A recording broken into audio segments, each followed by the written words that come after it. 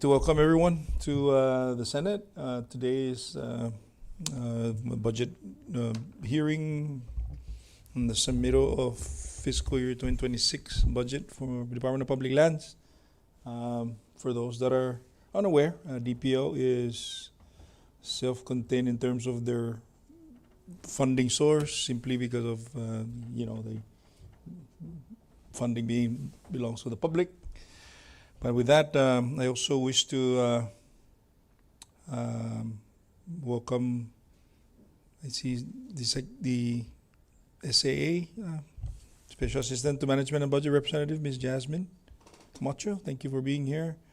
I also see Administrator for Grants Management, Mr. Cabrera. Thank you for joining us this morning. And I think I see Mr. Camacho also over there, Bruce. And Mr. Ed Tenorio. With that, I would like to go ahead and call this budget hearing to order.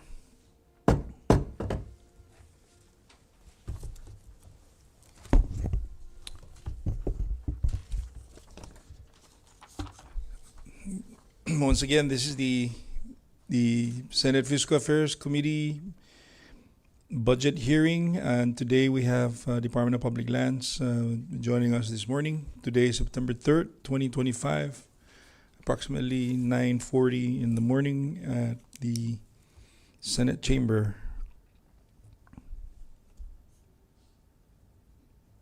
Before I ask the clerk to call the roll, I wish to recognize some of the legislative staff for their they're assisting us. They're assisting the committee this morning. To my left is the legal counsel, Joe Bermudez.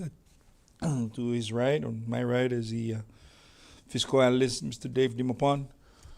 And the gentleman over to my far right is Mr. Jonathan Diaz, who's responsible with the IT works this morning to make sure that this proceeding is viewed by the public on all platforms. And the two gentlemen standing there in the corner to my right, and first one is Mr. Luis Castro, LJ Castro, who is assisting us this morning with the media release, and also he's officially the Youth Congress coordinator. To his right is Jonathan De Leon Guerrero, Sergeant at Arms.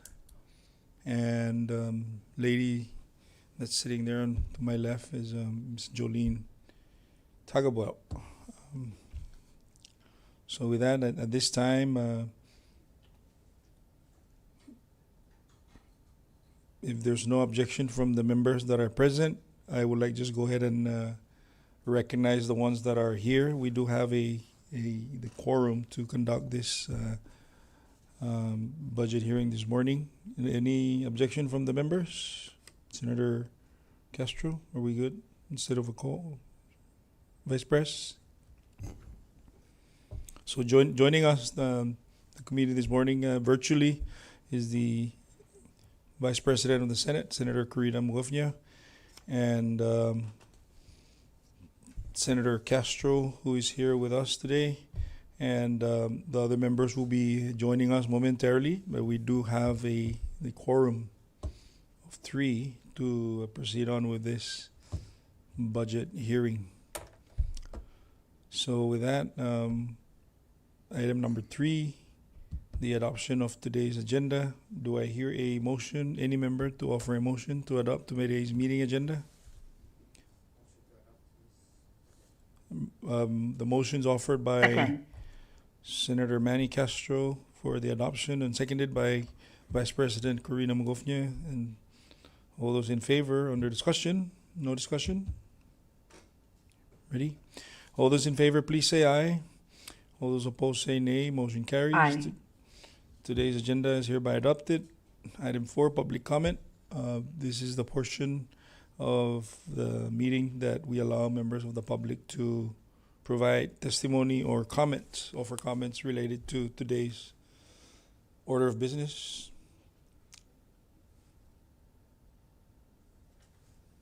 Let the record reflect that there's none. So we're moving on to item 5, invited testimonials.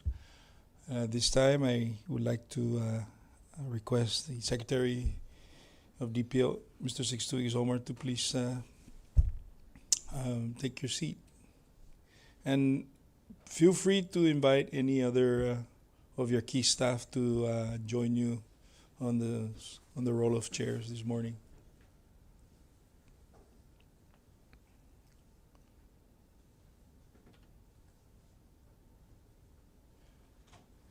Ms. Jasmine, would you like to join us up here? Sarge, can you assist Ms. Camacho?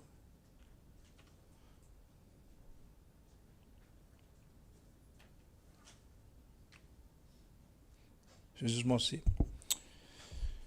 At this time, the chair recognizes the secretary. And kindly state your name for the record.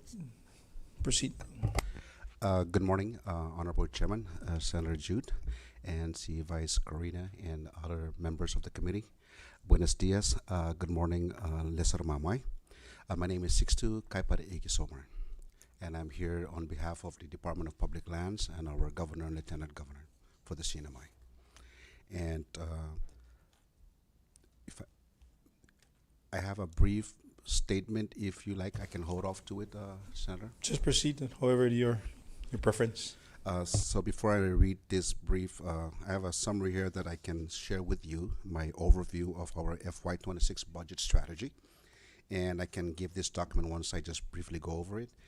But with me today, we have our Director for Admin Services, Ms. Peggy.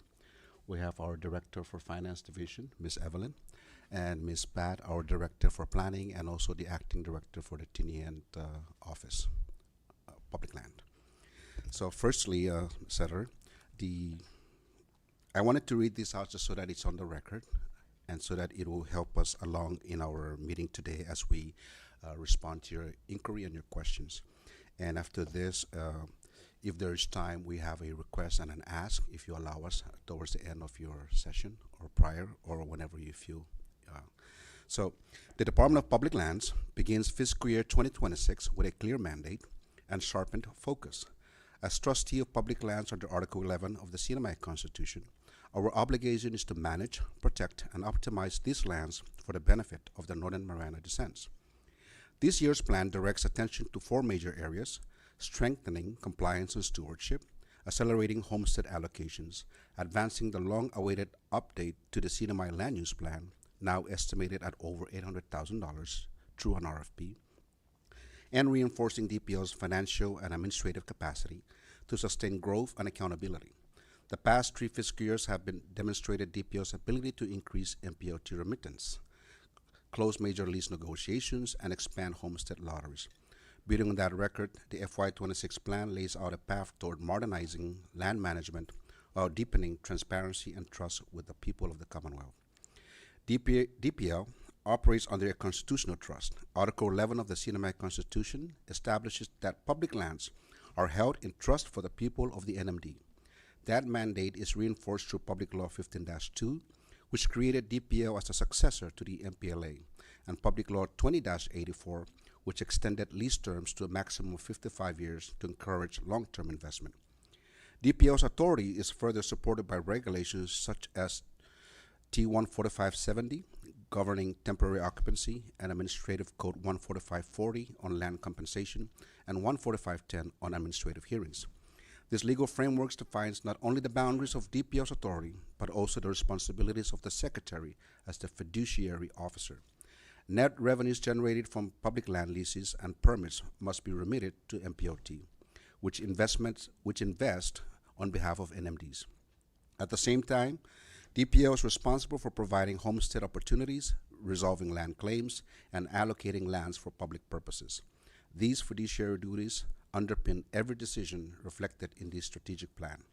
Strategic objectives, there are 5 of them: strengthen compliance and stewardship, expand homestead development, optimize land use and economic development, fiscal and administrative capacity, and lastly, public trust through cultural stewardship, transparency, and more accessible public engagement.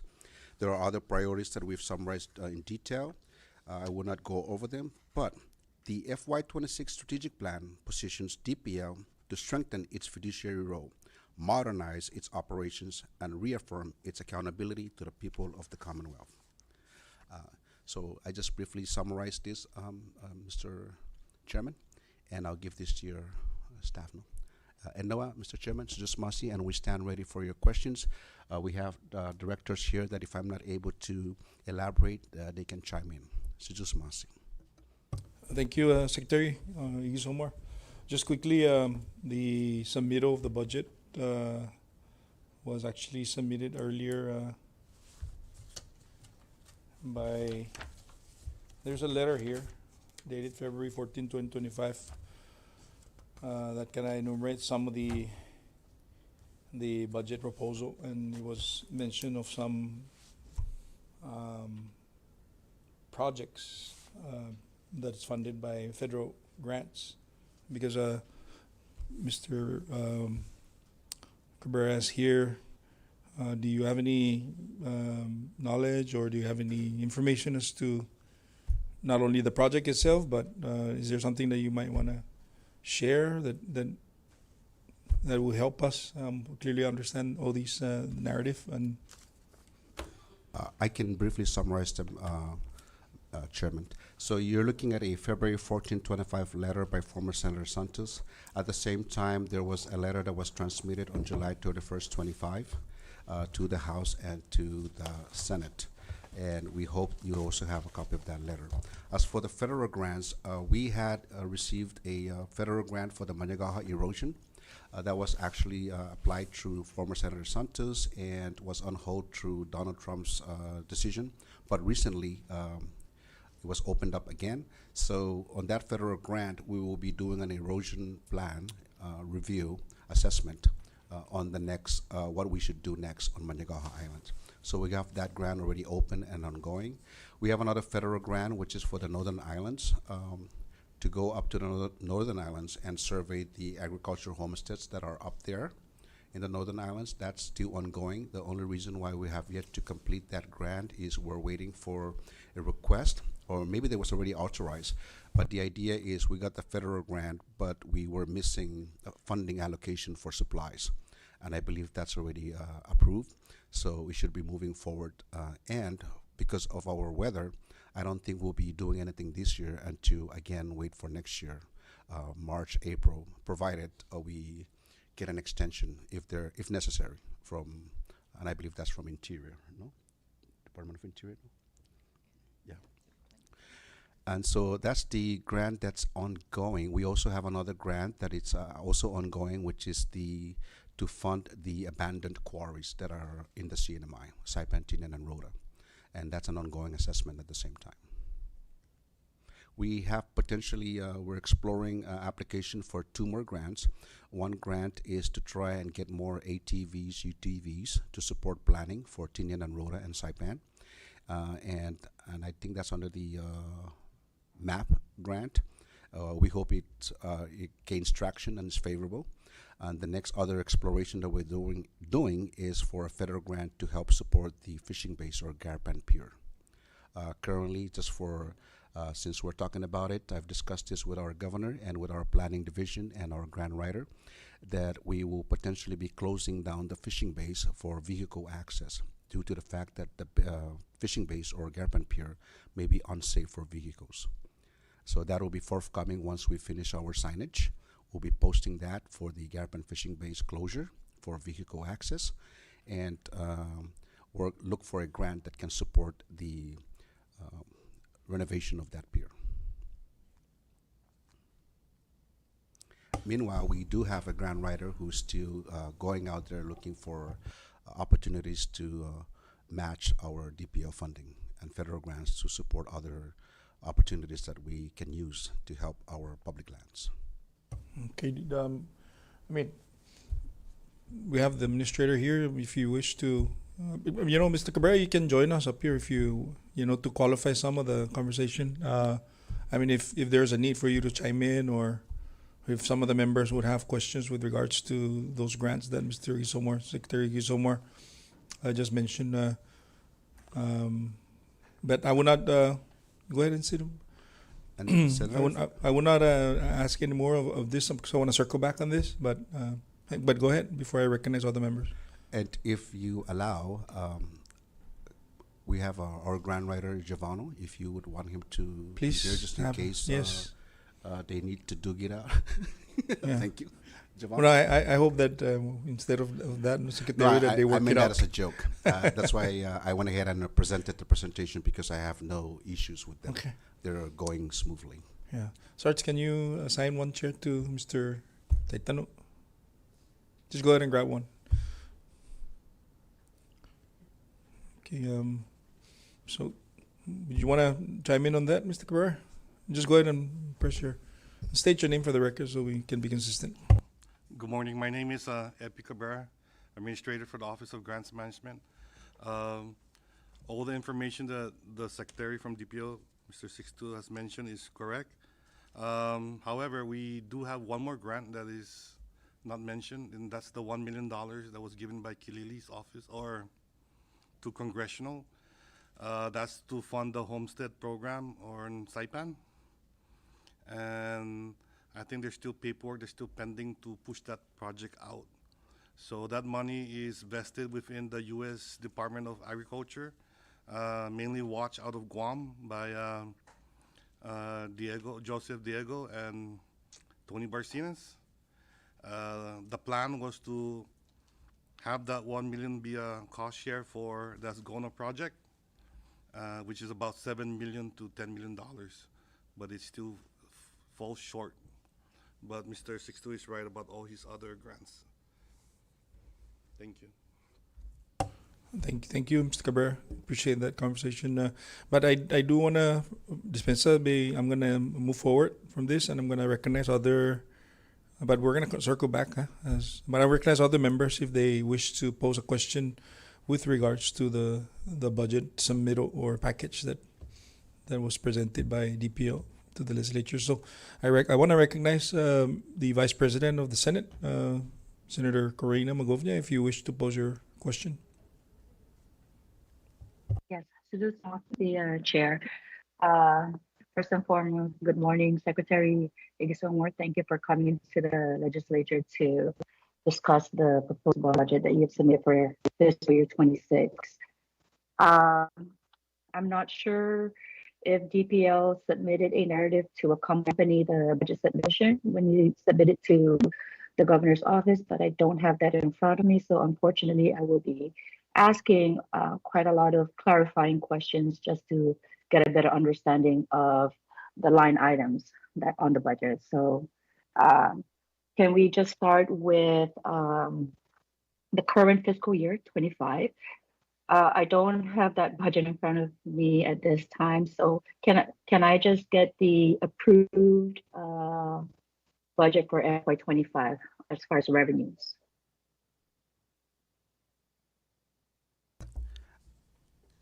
Can you hear me okay?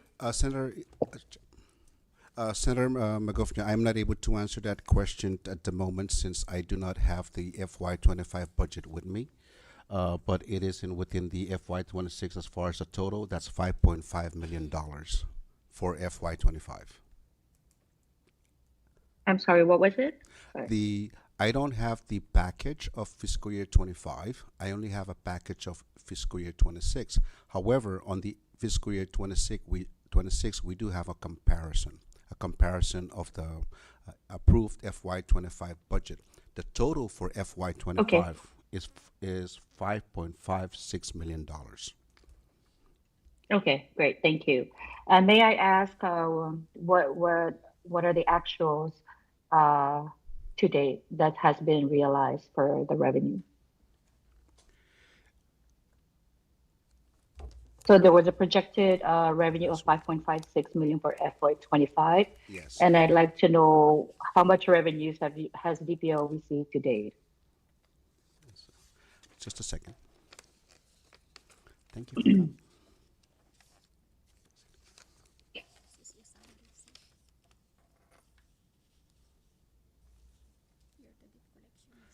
A year-to-date collection is $5.34 million. Okay. So would you say that DPO is on track with its projected revenues for FY25? Right. Yes. Yes, we are. Currently, Okay. based on our readings, Senator, we're looking at July 31st. We have yet to account for August, although we know that we've collected so many hundred thousands in August.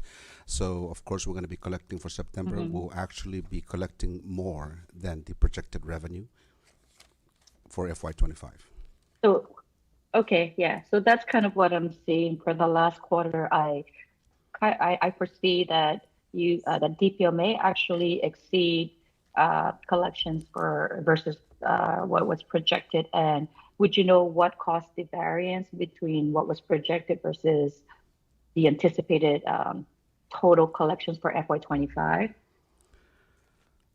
If I may, I guess one of them would be the diligence of the finance division and compliance division in making sure they're on top of all the lease agreements and TOAs and making sure everybody pays on time. And the fact that Okay. there's not much, I guess, not much businesses departing from DPO So contracts. would Okay, so would you say that the increase is attributed to potentially collection on penalties and fees versus actual lease revenues? I'm not able to identify clearly, but what I'm saying is that the projection that was projected for FY25 and similarly to FY26 were based on conservative assessment. Even if they calculate that they're going to collect 5.5 to 5.6 million dollars, they will not put that amount. They will cut off at least 10 to 15% to make sure they stay aligned with the budget. So this year, they track on a monthly basis. They basically take the budget Hmm. fiscal year for five some million dollars divided by 12, and every month they push collection to make sure that they continue to collect on the accounts receivables. Right, but what I'm trying to get at is that the 5.56 million was based on, I'm assuming, the number of properties that were currently being leased, right? So we have a basis for that number. And based on your collections to date, and with one quarter still left, to for the remainder of the collections, we anticipate, or DPO anticipates, to receive just a little bit over what was projected. So I just wanted to understand what was the cause of that increase and whether it's attributed to additional revenues that were not anticipated to be collected, such as penalties and fees, or what other permits that you guys may have issued that were not factored into FY25's projection. So I just wanted to get an understanding. But overall, that's a good thing, right? Exceed what you have projected. Just want to understand what caused the increase and understand where we are going into FY26, because I see that there is a decrease in your projections for FY26 from 5.56 million to what is it, 4.8 million. So I do see the decrease in your projections, and so I just wanted to understand what are some of the transactions that are transpiring. So, but thank you for the clarification. Now, going down, getting into FY26 revenues, I see that the DPO projected $4.8 million. And is that all from land leases, Yes, or are you guys it's land lease. okay? And how many total? Okay, how many? And I see that there's a decrease. So can you explain that for a minute? What changed from FY25 to FY26 revenue Uh, projections? Thank you, Senator. So the decrease would be caused by the fact that we did not add Canoa Resort, Rota Resort, and RP Can Pacific and Managaha Dues. Okay, great. Do we anticipate any of those properties to be leased out sometime in the next fiscal year for 26? Canoa Resort, we are working on the RFP, cleaning it up so that we can release it by soon as our governors return back by September 9. Our initial target was end of this month, August. but now we're in September, so we're targeting now to release an RFP in Canoa by September 15. Rota Resort, only yesterday we released the notice of intent to award to a vendor. So that will go through negotiations within 30, 45 days, and we'll see if they're able to comply with all the conditions that DPL will work with them through negotiations. Managaha RFP, we already issued the notice of intent to award, and we're currently negotiating. That should be finalized, hopefully. Our target was also August 31st. So hopefully before the end of this month, the lease will be signed with the new vendor for Managaha. And then Marpican Pacific, that one for Marpi, we're still waiting for the legislature to decide a yay or a nay. And either way, yes or no, we have action plans in place. Okay, great. Thank you for that. What about Managaha? Is TPO anticipating to finalize that within the next few months? Yes. So within the next few Okay. months, we could, so that's 3, 4, 5, 6, 7, 8, 9, 9, 1, 7, about $1.6 million. If all goes well, we will be new revenue that's not in the budget. FY26 projection will be $1.6 million per year. Okay. So can we expect then DPL to be submitting a revised budget submission with the new numbers once everything is finalized, just so that we have a better idea of what the total collections will be for FY26? Thank you very much for that question, Senator. As a matter of fact, in my opening, I stated that we are submitting a $4.8 million for FY26, and that if there is time, we are requesting an administrative provision to be authorized by this body, hopefully through the general fund appropriation, for public land to come back, that if we collect more than $4.8 million, and we currently have about $1.6 million of other items that are urgent, that if we are able to justify that with this body, Senate and House, that you authorize us. So yes, we'll be coming in to submit a additional request to expand beyond 4.8, but hopefully through this body, if you give us this administrative provision. Okay, great. Thank you. So for FY26, we have a total of $4.8 million projected for revenues relating to land leases. Can I ask how many total properties is the 4.8 covering? How many total properties? Just a second, Senator. Currently, this was in the budget that we submitted. Hopefully that PDF document can be shared, but we're reading off the same document. There's currently 65 properties. How many? 65. Oh, 65 properties? Yes. Okay, is that inclusive of quarries and other properties that DPL is leasing? Yes, they're in there. They're included, right?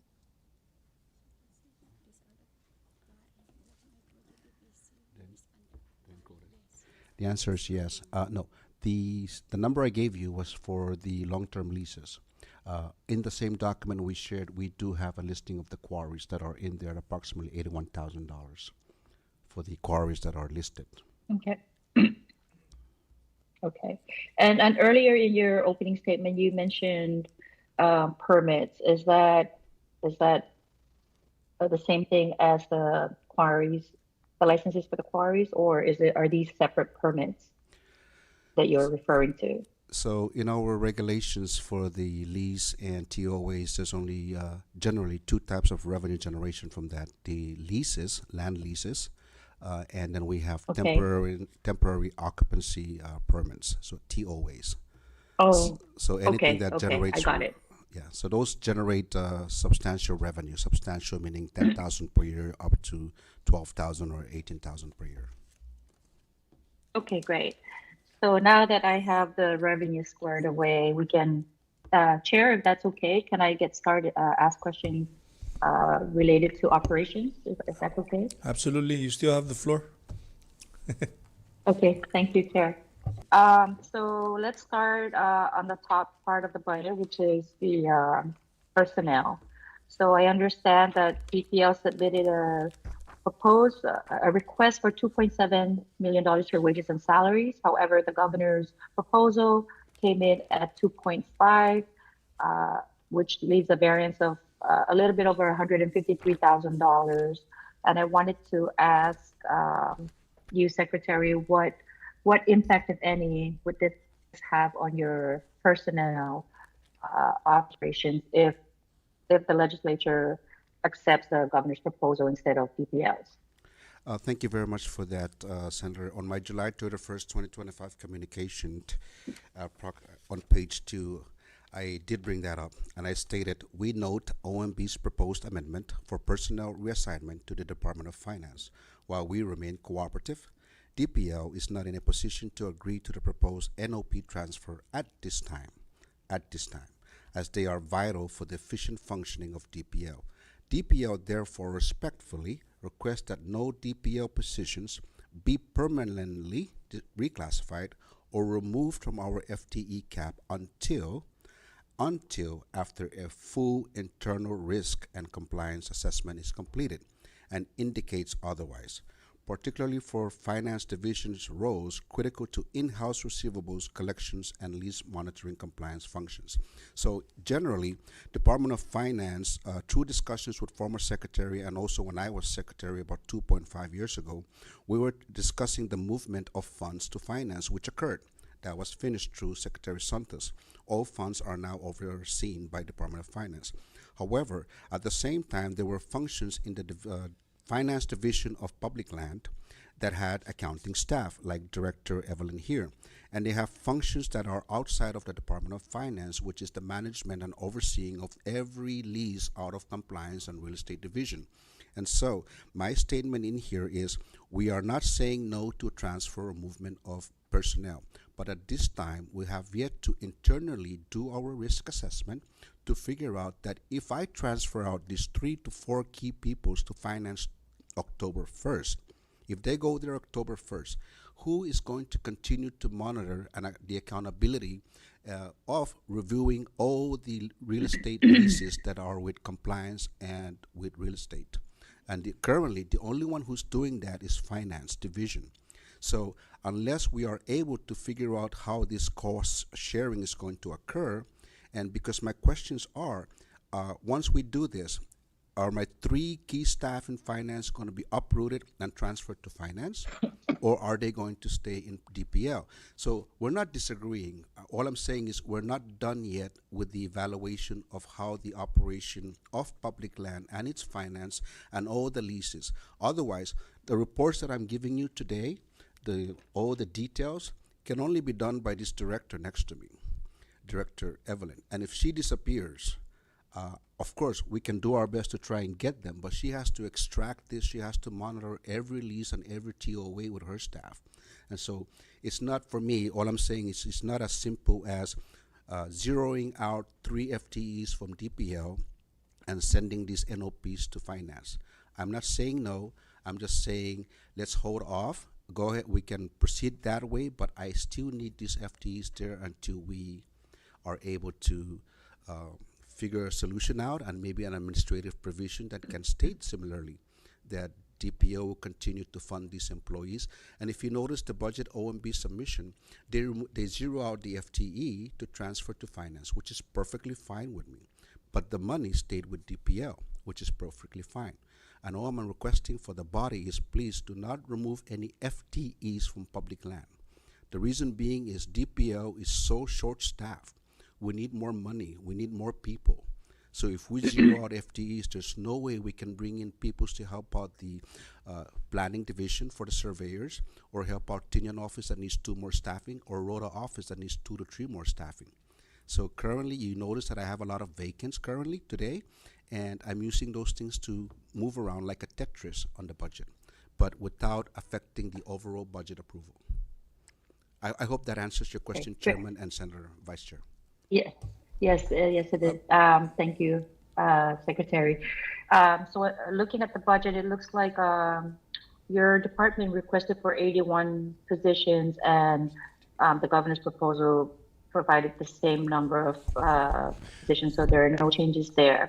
Again, just the actual cost, right? When the short by 153,000, and I wanted to know which of the FTEs are affected by that decrease, if you're aware.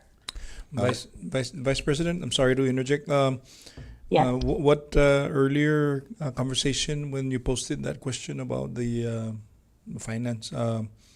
We do have the representative for OMB here, Ms. Jasmine Camacho. Maybe he can continue the discussion Okay. so that there's a more understanding. So is it okay that we recognize her just to respond to what Absolutely. Okay, thank you. Ms. Camacho. Absolutely. Yeah, thank you. Thank you, Senator. For more clarification, that was a proposed budget submittal by the Secretary of Finance to have 4 of the DPL staff under her department, per and based on the statute of the Commonwealth Code and a legal opinion or from that she obtained from the AG's office.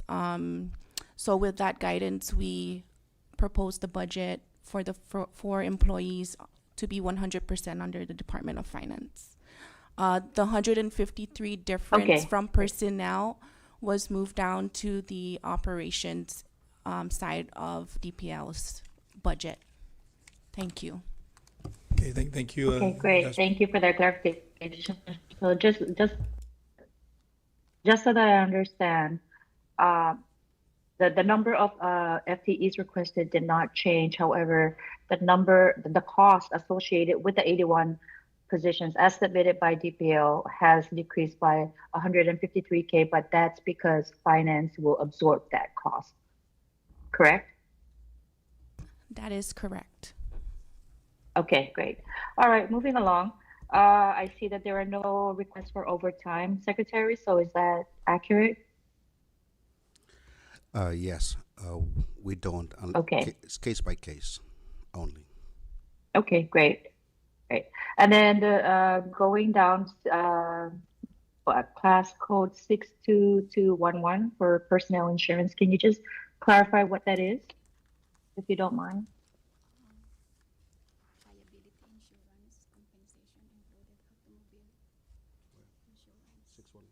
What's the number again, Senator? 62211 under personnel insurance. It's 6-2, hence the word 6-2.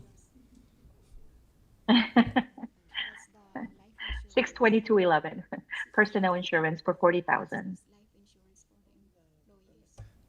Well, DPO requested for 45K. The governor's proposed budget is at 40,000, so there's a variance of a little bit over $5,000, and I just wanted to clarify what type of insurance that is. That's recorded on the budget line item as life insurance at 1.8%. So that's life insurance cost to DPL for the employees. Got it. Reserve on the budget. Okay.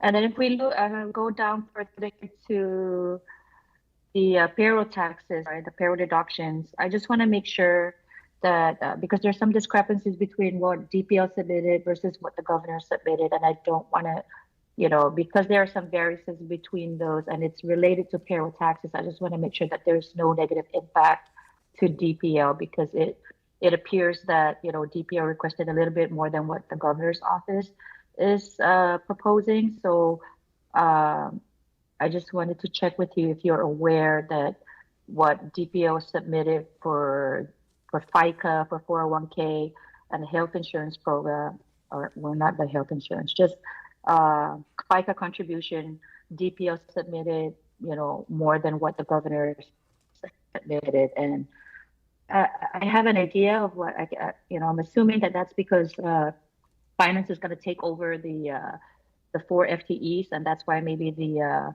FICA contribution is decreased. But I don't want to, I don't want to run on assumption. So maybe Jasmine can clarify that.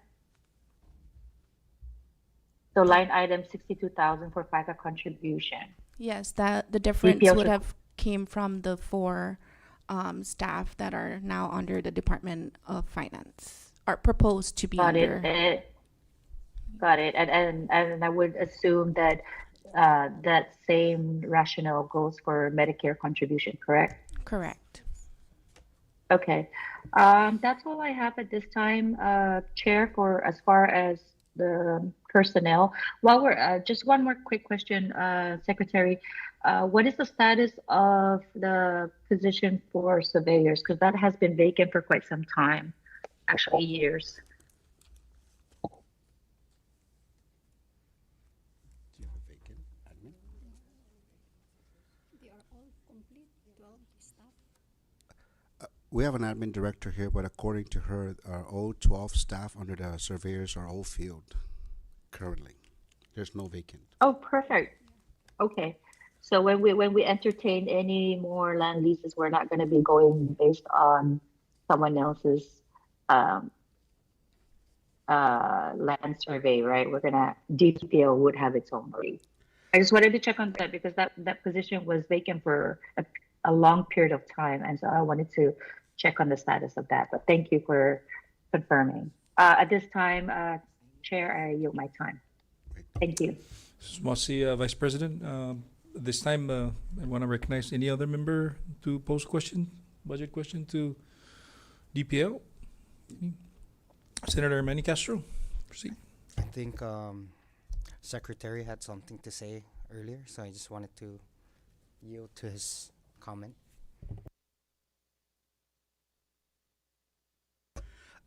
Thank you, Senator, for that. I just wanted to answer Senator Magofnia on the planning and the FTE. Our planning division and surveyors, although it's 12-12 as in fully filled, it's not enough to do all the current surveyings that the DPL is doing.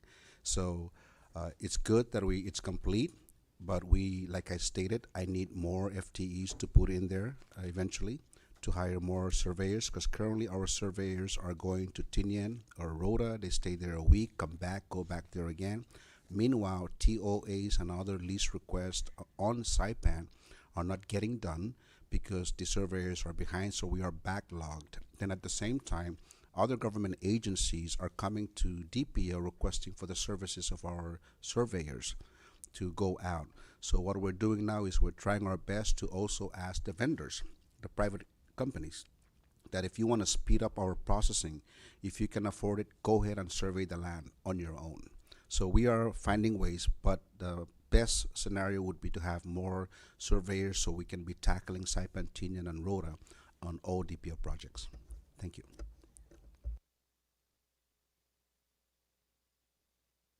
Chair, I'll yield to Senator Cruz. Okay, you're recognized. Thank you, Senator Manny. Senator Cruz, recognized. Thank you, Chairman, and thank you, Senator Castro, for giving me the opportunity to go first. Good morning, Secretary and your DPO family. I appreciate your presence today, including the Grand Management FA Administrator. Thank you for being here. First of all, I would like to extend my appreciation and gratitude for conducting that long overdue agricultural homestead that just happened, I believe, 2 weeks ago, and I really appreciate those because the leadership of Tinian been pushing for that, and I appreciate that took place, and also I ask that you guys look into those matters because there's some other applicants that are still calling our office in regards to their application. I'm not really sure whether you have those application in your office or in Tinian, and if not, then I believe that should be taken seriously to avoid going to court in regards to those that are been that have applied back then when it's when the lot is 1.0 at that time, and they still, some of them, they still haven't given the chance to pull this last 5,000 square meter agricultural homestead. So again, I appreciate the effort of DPL and your team for making this happen. And the question that I would like to pose is,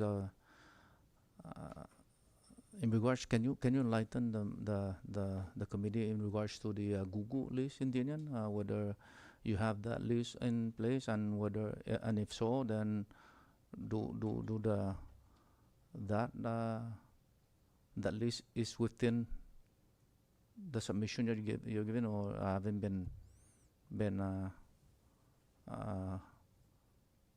what you call this, you haven't have any agreement yet with Google. Can you enlighten us in regards to Google that's in Tinian? Thank you very much, Senator. And yes, thank you very much for recognizing the hard work of the DPO team. I just came in, as you noticed. There's no way a secretary can just walk in and issue those lotteries out. But it took years, a long time, even way before me. But 2.5 years ago, when I was there, we were able to do some movements to be able to get to where we were last month. Now, as far as Google, of course, I walked into this too. So the late governor also had this plan with our lieutenant governor now, Apatang, with the data center.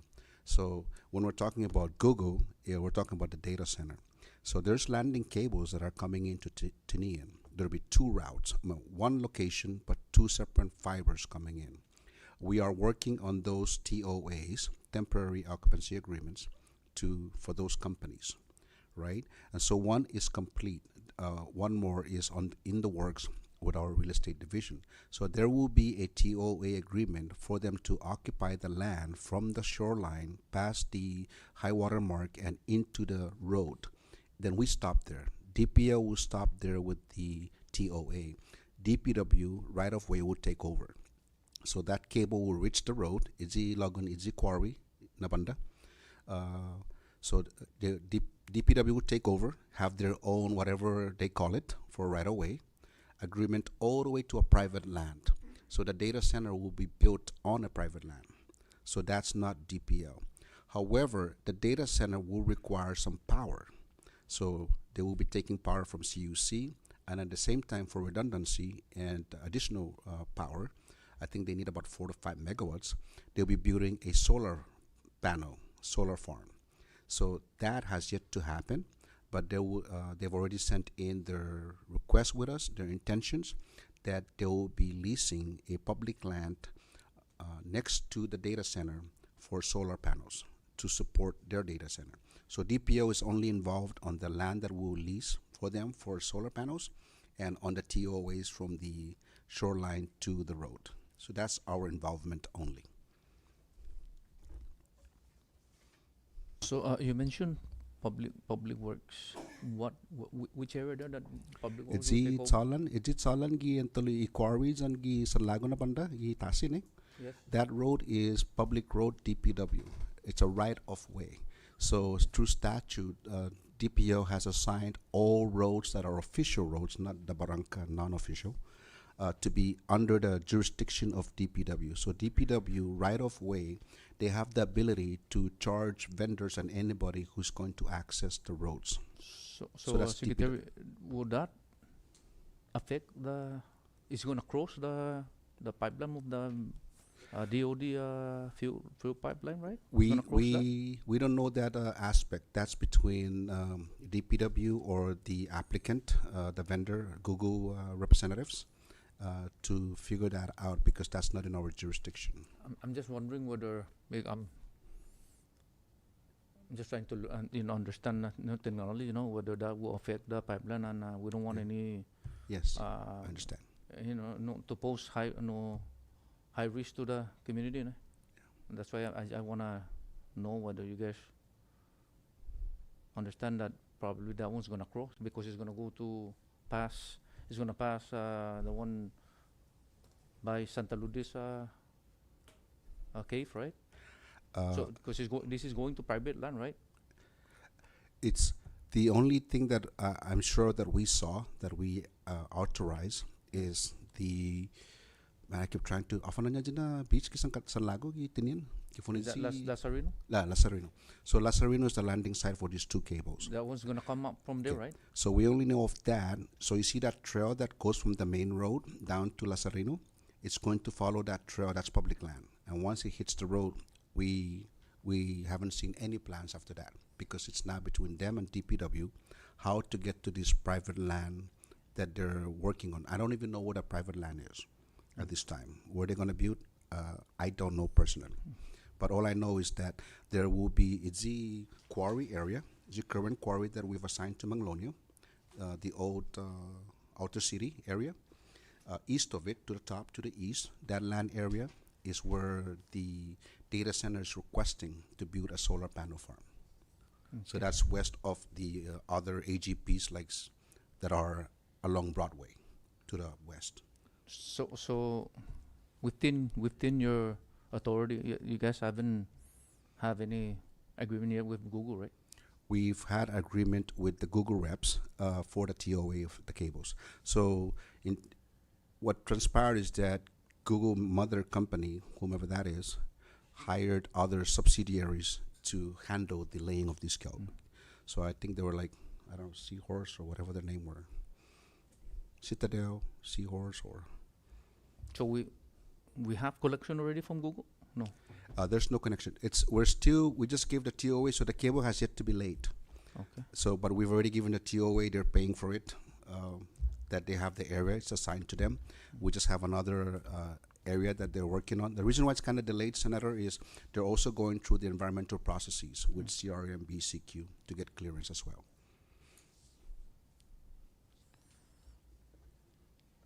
Okay. Okay. I don't know because I came a little bit late. Not maybe not a little bit, but over 30 minutes late. But I don't know if this is raised. But why some of your employee is under the Secretary of Finance? I want to understand how is that. So generally, through the Public Law 15-2, it mandated DPO to do certain things with its funds, and one of them was to make sure we transfer those to finance. And so, as she iterated earlier, that it's statutory and required that the finance handles all the fundings. And so, because DPO had staff in its finance division, not the Department of Finance, finance wanted to make sure that they control funding by transferring 3 to 4 four key staff of DPO, which are the high-level staff that are qualified through finance personnel requirements, to be transferred unilaterally to finance. And so finance is to accommodate them and pay for them. And so what they did, what OMB and finance did, or through the budget submission to the legislature, is i-4 gi DPO gi budget request para i governor's office, ma zero out is i-4, za ma pega is unya funding gi papa i-finance. I'm assuming that because I don't see finance budget. However, it's in a salapi po them blue $200,000 to $300,000 about, or 153,000. It's in a 153,000 para ejisana staff. Ma Tsuligi DPO, they did not remove it. They just took it and sent it to other operations, meaning they just inflate other numbers. Like, for example, professional services. Professional services went up by 150,000 just to keep the budget balanced. So the issue I was discussing is, although we understand what finance is doing statutorily and required, Paraguahugi public land, all I was saying is, you can do that, but I am a little worried internally, maybe just freaking out, maybe unnecessarily. But if you take these 4 people out, the division, are they still gonna be coming in and doing my books? If I have question on the leases and on all these things that they do, she's the only one that accesses the system. And then malingugwe ko haji ko betago ko cashier pago za director. So I'm just saying. Or do I abolish my division? So those are the things I'm saying I'd like to iron out comfortably with the Secretary of Finance, that we do maybe a transition, like timelines of as of now, I asked the Senate Secretary because I just wanna, understand that it's under you, right? Although it's funded by Secretary of Finance, and at your instruction or direction, and whenever you tell them, right, on to do whatever that is assigned, they are assigned to do, right? Rather than funded by the Secretary of Finance, the one telling them what to do, not you. So how There's a lot of ways to skin the cat, right? Lo paragoni kamu unsot pudemplo tibay mumuzan ni finance and sita bay osgi offering niya ombi ni governor na stigi zomu logi public lands ni. It's a department, and I have the fiduciary responsibility to run it. Yeah. So you can have your FTEs and fill it however you want. The department, my sister department. Yeah. But if I say I need these people because I need to continue running it, then I need to run it.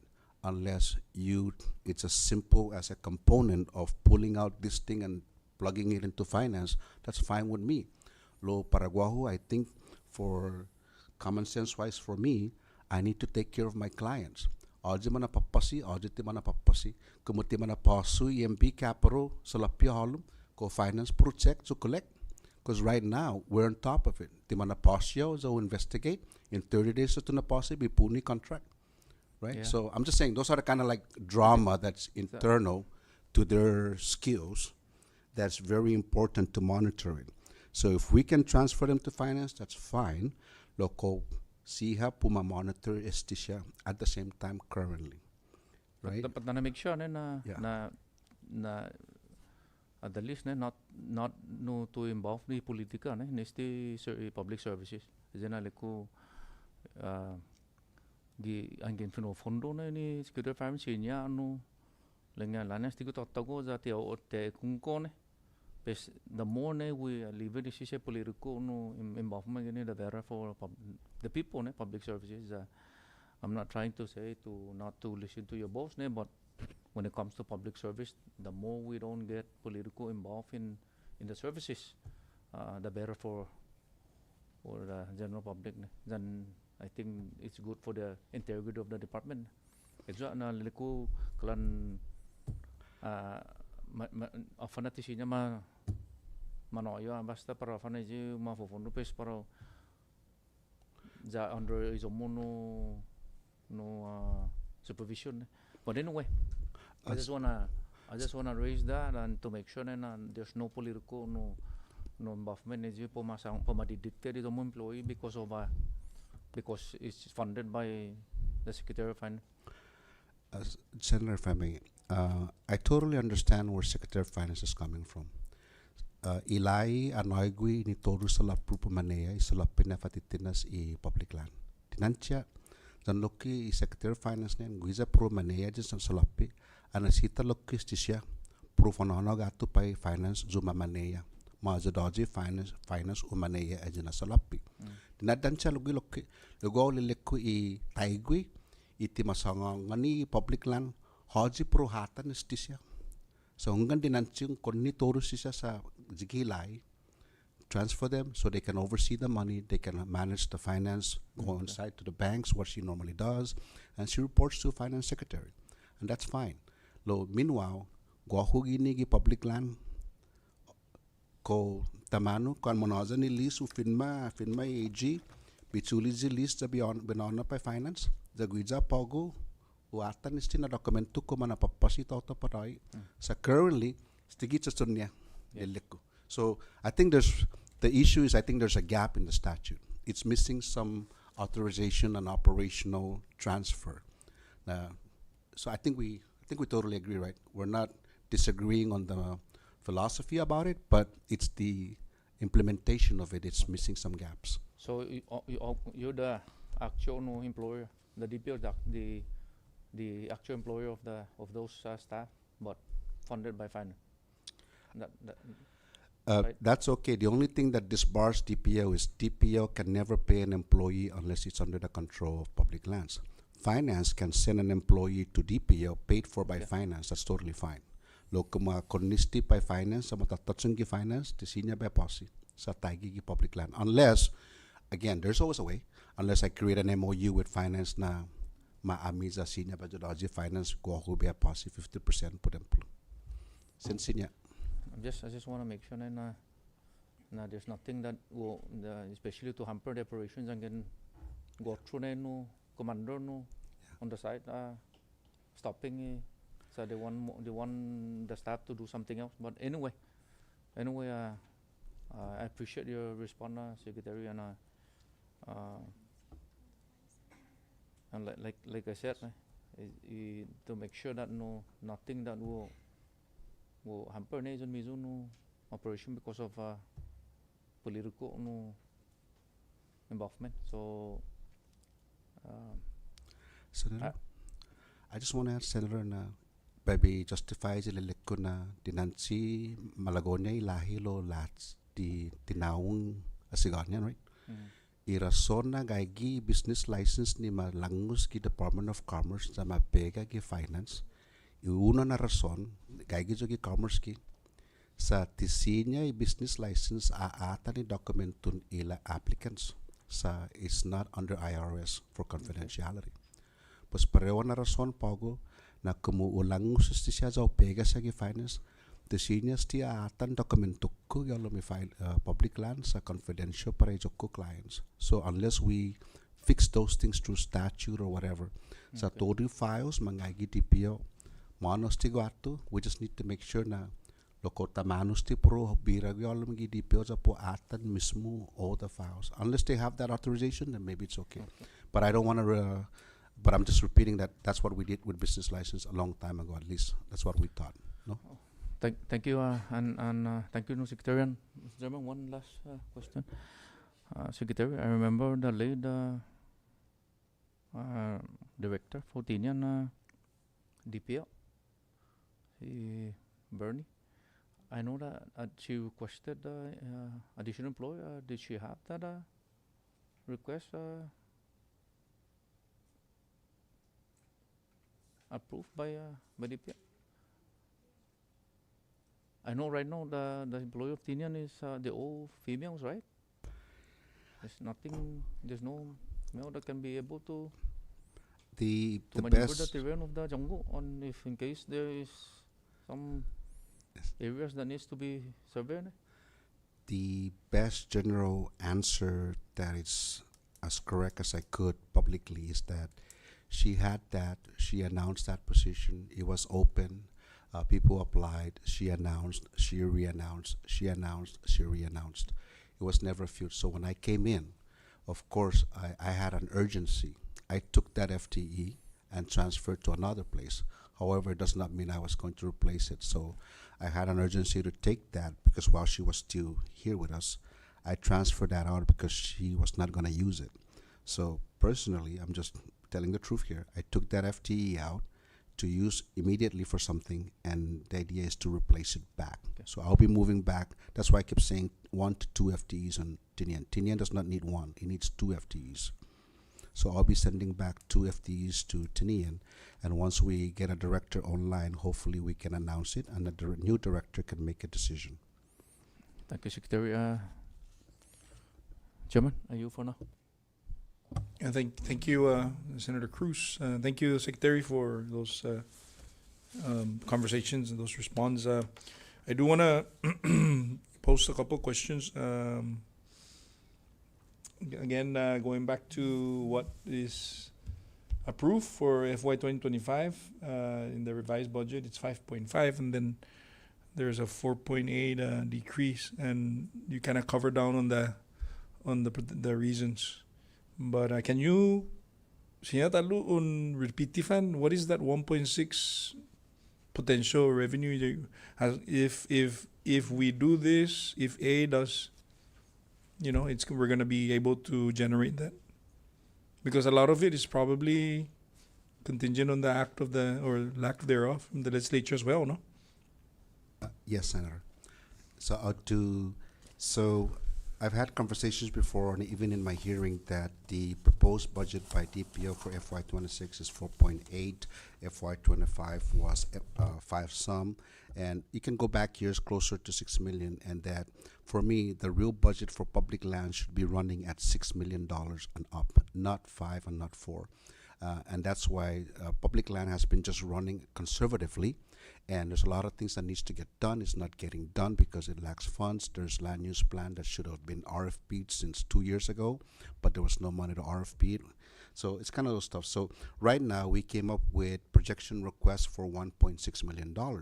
And how did we come up with that number? We were justifying it with if, in addition to this 4.8, if the following takes place, like Kanoa Resort is out, Rhoda Resort is out, and Manigaha is out as in it goes online. It goes online, and Can Pacific, that should be about $1.686 million annually that will be coming in. And so that's the ask and the request, that we're asking only 4.8. And if we are able to realize more revenue, if you can allow us through collaboration with your body, through administrative provision, that approving our budget of $4.8 million, and that if there's more funds available, we should be able to come to you and state that we have $300,000 available. Can we use it to take care of this project that we have listed in the letters that we've sent to you? Okay, Jesus Monsi, Secretary, thanks for that clarification. So, just trying to, and again, I don't want to belabor the discussion on this issue with your finance folks. I appreciate the, shedding some light to the members. So, is there a substantive concern to mention or to flag that there is a push for a centralization of finance professionals?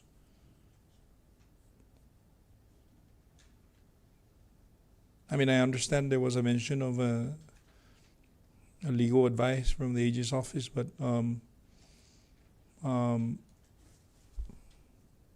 is there any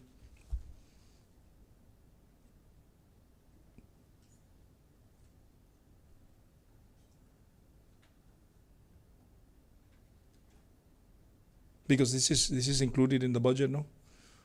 This exercise, so should we were trying to also understand that, make sure that we conform with whatever the law allows us, but at the same time I also want to recognize your concern about migrating certain institutional knowledge under your watch right now to hopefully to better serve the public, make it more make it seamless, make it effective, in terms of serving the public in your department, the manner in which it's being proposed, and also for in your case, what you're saying.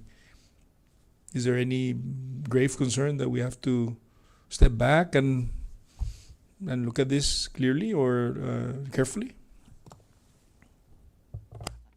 Paraguahu, Chairman, the way me understanding the budget, right? If you approve the budget as is, and I don't have the personnel because they've been transferred to finance, I'm assuming October 1st, they're yanked out of public land.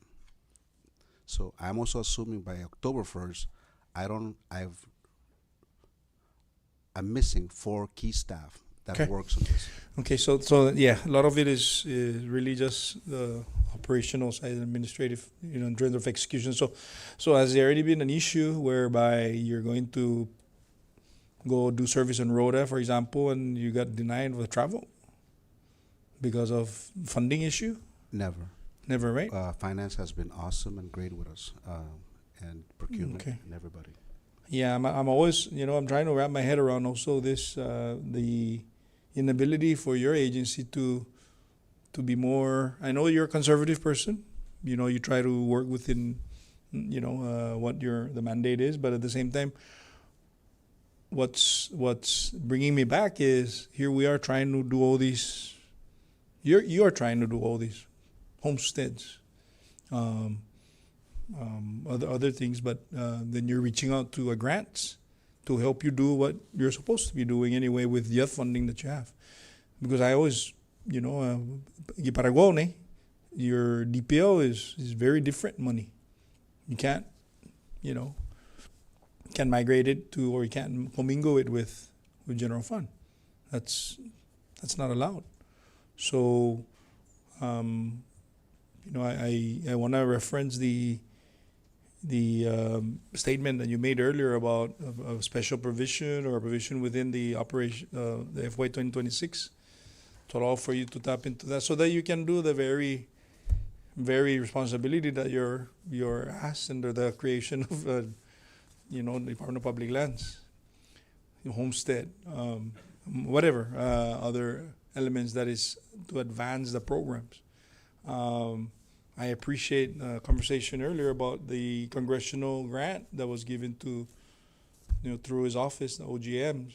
But why do that when we can actually expand further? I mean, sans any legal, of course, I'm going to yield to the councils when every time we try to arrive at a provision during the budget or any other legislation. But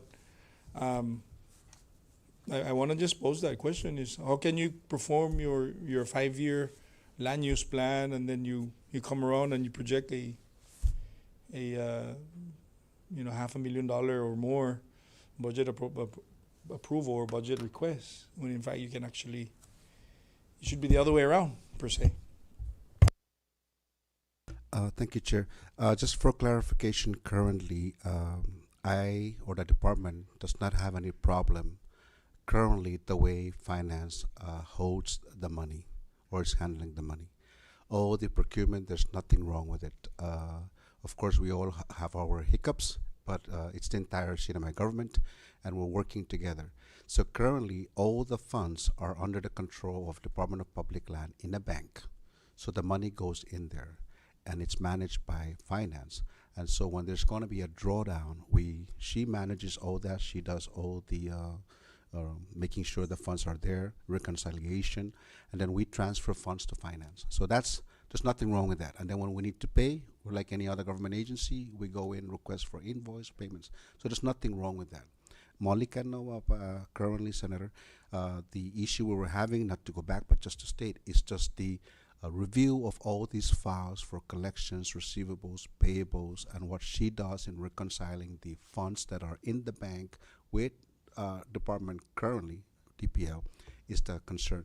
Now, on the federal grants, I just wanted to maximize. That's why DPL, former Senator Secretary and Senator Santos, hired Banu on board as a grant writer, and his job is to augment public land so that whatever federal grant that's out there, if we can find opportunities, we will go for it, so that we can control our costs, and because we don't have much money. So it's just leveraging federal grants. So that's why he's there. But with respect to finance, we don't have issues with travels requests, purchasing requests, or things like that. We're okay. Okay. All right. I wanted to kind of reference your citizen-centric report, or 2024, and some of the objectives and the challenges. The lack of full-time in-house system administrator, IT, to tackle DPO's problem with network and computer system. Can you talk a little bit more about that? Thank you very much for bringing that up, although I did not bring that up, but almost sound like Eminem Slim Shady. Sorry. So, Chairman, currently, I know the department is big. The government is very big, and everybody, OIT apparently is handling everybody. So we do have requests. Every day you notice our computers breaks down, but we request, and they do come, but it's not fast enough for a lot of people, right? So the issue is, I'm hoping that I can talk to the governor when he comes back, hopefully, if he's favorable for the department, which we currently have a vacant ITE, but it can only be approved by higher-ups. If we can have somebody who is hired by finance and we can co-share cost on it, but have that person be stationed in DPL. And the reason why it's important is not just because of this current issue you found in the CCR. It's because if our plan for fiscal year 26, 27, 28 is we need to automate DPL as much as possible. Currently, land planning with the GIS, it's remote. It's only for planning. We have Homestead. Homestead is paying $8,000 to $9,000 to somebody from somewhere who comes once in a while and update our software. And so we have real estate. My idea is, which has always been in DPO's mission, but never got to it because of lack of funds is we need to have planning, GIS, and everybody must be connected to it so that all the mapping and information that planning has, Homestead can see it, and Homestead can issue permits and stuff based off that main hardware as well as real estate. And actually, we've reviewed some proposals, and in having that kind of system, eventually, if the reason why it didn't really work out 2.5 years ago is I thought Munis and all that Tyler stuff was going to take over this kind of issue we had back then. But now, since it looks like it's not going anywhere, this system must start in public land and hopefully connect and merge and be aligned with other regulatory agencies like CRM. So with the new land use plan, and I'm going all over, but we have a land use plan proposal that just came in. And in that proposal, it's also providing consultation for us to be able to merge with the CRM website with respect to, how they show all the soil types, fault lines, and things like that, so that it can cross into DPL. So that's the more reason why we need an IT in-house to help facilitate all these softwares that we need to bring on board for Saipan, 3 on Saipan licenses, and 1 on Tinian and 1 on Rhoda. A license for planning, a license for homestead, and a license for real estate. Okay, thank you. So this is a very important question that I'm going to ask. Land compensation. Few days ago, you came out saying there's a price tag of an upper mid $10.8 million. How's that? Okay, can you just for those that are unaware of how the process goes, can you just summarize how the process is? For example, your DPO, the gentleman here has a concern. How does it work so that our viewing public can understand? Thank you very much. Firstly, FAQ. If anybody has a question on land compensation, no idea, give a call to Public Lands and ask for land claims. If they don't get to you, ask for the Secretary of Public Lands, and we'll give you an answer. Then maybe FAQ 2, what exactly is land claims? So DPO does not do any land compensation. DPO does not go out and take lands away from people. Take lands meaning private lands. So what happens initially is the CNMI government, through its departments, DPW or CRM or Fish and Wildlife, when they're out there, they'll see, for example, something. I need a road to go through here. So that's DPW area. CRM or BECQ or Fish and Wildlife. There's a bird here in your private property, okay, in the private property. So these agencies will initiate their process. So what's the process like? Let's use DPW because it's a lot easier. DPW or CUC, but for now DPW needs a road. DPW has a road that's going through a private land. It will go to that private land owner and find a way to work with the private land owner so that CUC can take, and the magic word is take. The CUC will take the private land to use for a road. And CUC would DPW would do its due diligence to work on the documentation and stuff.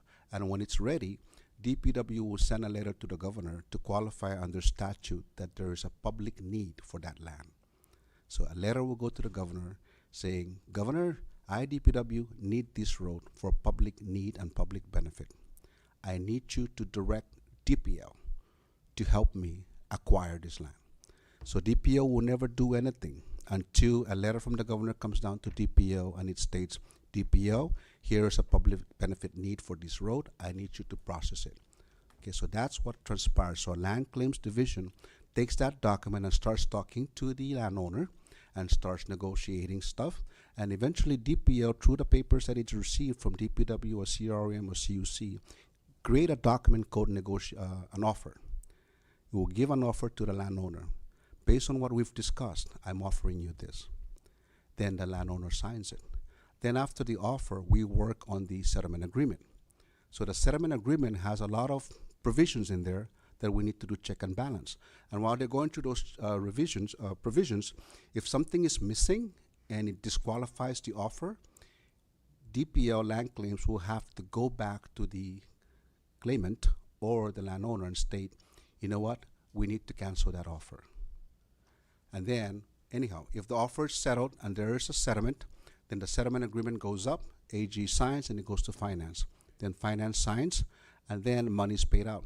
The Okay. problem we have 3, 4, 5, 6, 10 years ago is that when it goes up to finance, and most especially our finance secretary now, who has due diligence in making sure there's money before she signs, she basically is not signing because there's no money to pay, right? And so these settlement agreements are now in limbo. Okay. So in your recollection, when was the last payout of a land compensation? Would be maybe 2.5 to 3 years ago. We Three- paid some out when I was Okay. there. What's the source of funding? Source of fundings were coming from finance, and some of them possibly were coming out of that account that the senators, back then when I was here, we created to be funded a revenue source by the Casino Gaming Commission. Okay, can you So- repeat that again? When we funded these things at a time when there was outside source, correct? Yes, which was back then, when I was here with you all, colleagues and senator, we had so much money from the casino with respect to cash that we were able to pay out judgments that were due to people from the CNMI government. Those included some of those land compensations. So about 3.5 to 4 years ago, there was still some balance in there, I believe. And that balance paid for the first come, first served basis of people that became qualified to be paid. Okay, so Secretary, just for the people, the viewing public, a lot of these are all also land taking that may have occurred years ago, right? That it's been adjudicated, settled, signed off by the necessary signatures, but still there's no funding source to settle these, correct? Correct. The DPO only processes settlements and ready to be paid, but DPO is not responsible to pay them. Per the Okay. AG, it's the general fund. And so today, Senator, there's about $10.68 million that we sent a letter out to the governor, AG's, Senator, House, that these are ready to pay through court Sure. hearings, and also through settlements. Then at the same time, we also sent a letter out to one of the legislative body members of about $30 million of pending land claims that have yet to be processed. And these things are not necessarily DPL is slow. It's because a lot of these are pending, It's a pending process. appraisal or whatever. Secretary, and I forgive me for, and I Okay. don't mean to, talk over, but I'm trying to get down to the need to pay. As you stated, there's 7.6 that it's ready to pay out, but there's no money.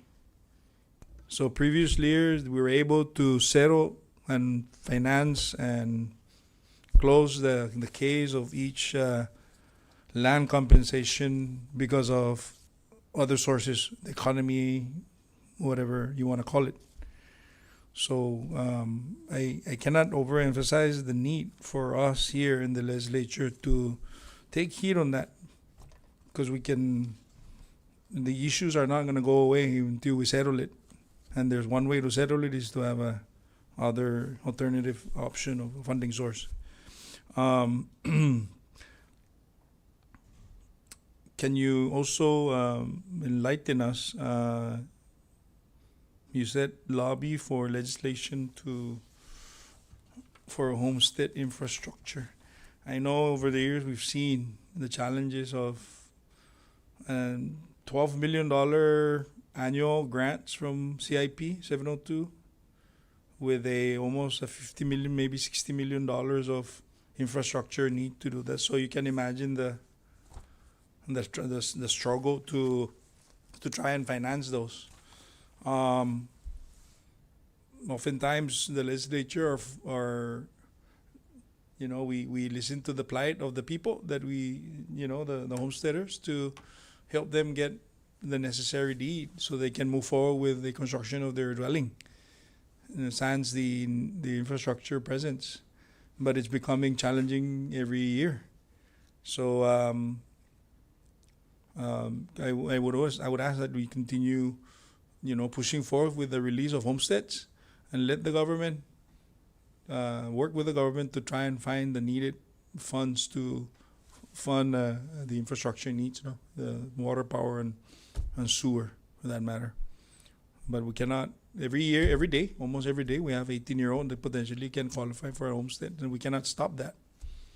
So a lot of it also is contingent on your guidance, as to what do you want the government to do with to address this. The land is not growing fast enough to address all the potential homestead owners. So we really need to continue this conversation. And I know this is not a budget issue, but it's very rare that we talk extensively on the manner, and it also there is in such a way a connectivity. I'm gonna yield I have other questions that I want to ask, but since before I yield to other members, I wanna look at the OGM, because I know you're also very practical on some of these things, and you've mentioned earlier of a success story of the Asgono project. Can you repeat how does that work now with the $1 million Asgono homestead project? How does that an advantage to our homesteaders? How does it work? Thank you, Mr. Chairman. In the past, there was a plan to open up the 440 lots for homesteaders. I think it decreased down to 300, maybe 300 some. We did submit a request to Kiliri's office at that time. They provided 1 million. However, to my recollection, working with that office, there's plans. There are plans already for the sewer, water, but it's cost. The total construction phase is going to cost about 7 million. But I heard it also went up due to inflation and the cost of doing business. We did in the past try to talk to USDA. They provided us with a strategy of how to probably get the additional 6 million, which is to plead the case that we have a PFAS problem in the Asgono or Isley area for the water contamination beneath the Asgono area. That we're still talking to USDA about that situation, about that project. But that's the other avenue that we're trying to take to try and get that other 6 million. That's still under the works, but it's a legitimate project that we're trying to move forward with. However, I do hear side stories that they're trying to move away from the homestead project, quite possibly, but I'm not really sure if that's still on the table for the Asgono homestead. I'm out of the loop with the full Asgono. I've been hearing that they're trying to put Zoe motors there, or they're trying to redivert the project to a tall building. But I'm not sure. Maybe the Secretary can lead it. But we are always trying to work with Giovanni on trying to get more grants in for DPL. They are very active, and we work good with them. Thank you, Mr. Cabrera. Please take heed on the challenges also, that the need for ROTA and TNED with regards to the same advocacy as far as that. So what happens to the 1 million then? Is it approved already, or is it still? The $1 million is approved, but we have to. There's like 18 forms that we have to fill in. So we're gonna work with Giovanni and his team to put together those forms. Those are the same forms that we're currently doing with the DOC solar project and the hospital solar project. We're all working with USDA, but apparently the hospital is very active and DOC is very active, and I know DPO has their own challenges, and they have new grants. So we are trying to make time with DPO to get that project going. Thank you, Urbano. Can I see Mr. Taitano real quick to just kind of speak on that a little bit? Mr. Cabrera basically said it well. We are working with each other to try to get those documents in for the 1 million to come to us in terms of the Asgono project. But everything else, as the secretary mentioned, is up to date. Is it just limited to the administrative aspect of the $1 million, or can you do survey? Can you do infrastructure? Can you? What's the limitation, or what are the parameters? Actually, the goal was to do the actual construction. So Construction of? construction of the water, to install the water, the sewer, and the power. Okay, so this is good, and I like what I'm hearing, but please do same application to Rhoda and Tinian, because we also have our needs down there. I mentioned earlier, there's several letters that are coming our way, and here's potential answers. Work closely with, amongst yourself, and work with the mayors or your RDs on Tinian to see, and the leaders, to see how we can, get to at least, progressive forward. See that we can realize some of that. I appreciate the information, but I'm going to yield, and I'm going to recognize Senator Manny Castro to pose his question. Since Mr. Cabrera brought up the Asgono area, I wanted to ask how is DPL working with Zeo Motors, and is everything going okay with their plans to bring in an industry?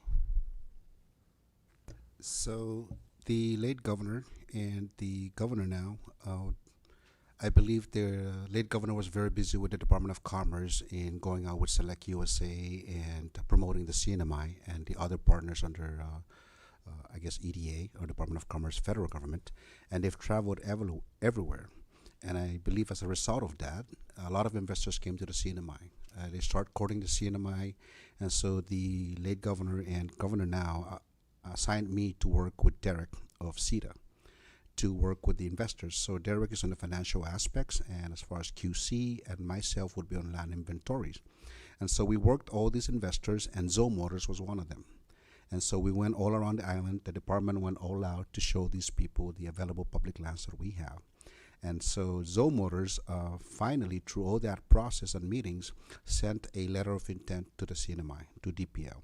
So we do have a letter of intent now of their interest to build some kind of an assembly line down at the Ascono area in the newly rezoned area to mixed commercial. So that area would be, that's their intent now. So what we're doing now is DPO is working with Zoe Motor reps for the application process. So we have yet to see an application, but we are working closely. I've taken over control with the real estate division, normally handles it. So now it's under my direct supervision. I'll be handling all commercial. Because of the magnitude of the project, I wanted to make sure that we provide them with the best service as public land for real estate for an agreement to be successful at this time. So at this time, I am working closely with them to hopefully get to an application submission for a land lease. And eventually, it may come to the legislature for your concurrence and approval if it's beyond a 50,000 square meters property size. So I just want to thank you, Secretary, for your emergent leadership in deciding to take control of that process. These are really serious investors, and they will change the game for the economy here in the CNMI. We've met with them, many of our Senate counterparts, but we were, the best part about it is we were the last ones to meet with them for the most part, and that's how it should be. Investors should meet with CETA first, Commerce, and all the agencies, and if they need help, or we should, I like that route. Let the agencies handle it. And from what I'm hearing, that they've been, they're being assisted, right? With the questions of homesteads, why were there so many homesteads before? The house that I have right now was, from my parents' application in the 90s, but luckily, they applied and got it. Unfortunately, most of the, like Senator Jude pointed out, it's it's difficult now for anyone coming out of high school or college to get into that application process. But what's the root cause of that is the economy. So do we want the homestead, to start with the grants to get it, or do we want the industry that's going to come in, create jobs, build an economy, and give us the revenue to provide the services such as homestead and infrastructure development? So, at one point in time, we need to remember that grants didn't, at one point in time, we made more money on island from our own economy than what Uncle Sam can provide. And we need to get back to that. We need to work on our GDP. And I know I'm preaching to the choir, so I'm really glad that you are at the helm with your understanding of business and economics. And I just wanted to encourage that kind of thought process. In addition to that statement about Zeo Motors and homesteads, and don't get me wrong, I really think we do need homesteads. There's other ways also. There's a lot of government buildings here in Capitol Hill that really were designed to be homes. Maybe we can issue that and get the government out of these housings that really should be residence, not office space, and buy an RO building or something and centralize our location back to Civic Center. But that's just a thought. There's one point when I was in Maniagaha and I was, I noticed some of our rangers, and, I'm looking at their, the salary scale here, and it's still, I know it's not the best time to be increasing salaries or whatever, but I think we need to do something about a 17,000 per annum salary for our employees, especially when it comes to enforcement. Who handles the cash also at the toll booth in Maniagaha? Is it also the rangers? Yeah, so they're doing both accounting, cashier job at the same time, enforcement. So if there's a way to find some sources within DPL to increase their salary, but maybe also their responsibility. Maybe we can work with the Northern Islands mayor and also have them enforce some of the activities that they're allowed to enforce. Or we can increase their scope. The rangers in Palau are very effective in what they do. They have really nice Boston whaler boats, police boats. But I just wanted to bring up the rangers because I just remember a point in time where I saw one of them or a few of them, and this is not currently. I haven't met with them. This was just a while back, but I think the situation's probably still the same given that Marianas Resort is still up in the air. So these guys are probably shuffling between watching Marianas Resort and Canoa, maybe, and other properties. And what was interesting was not just about the rangers, even our fire department. Because of the lack of FTEs and the lack of pay, the shifts have to be like moved around, right? And sometimes maybe today you're graveyard, but then 2 days later you're on a regular day. So your body is just like, it cannot be consistent. So it really does take a toll on, it's just natural. Like, you're going to have employees like zombies or compromise. They're compromised in terms of, physical ability, because of the way the hours are, the shifts are scheduled, because the lack of funding going to that. But at the same time, there's a lot of cash you're holding in, like, if maybe not right now because we don't have that volume of tourists going into Maniagal like we used to. But I think it was Senator Jude that mentioned earlier about like IT and you what was also mentioned about that DPO is looking into getting its own systems administrator. I really support you in that. There's a lot of people that say they know IT, but there's a difference between an IT professional and a cable guy. And I'm not, but it's when it comes to systems and software, you can tell the difference.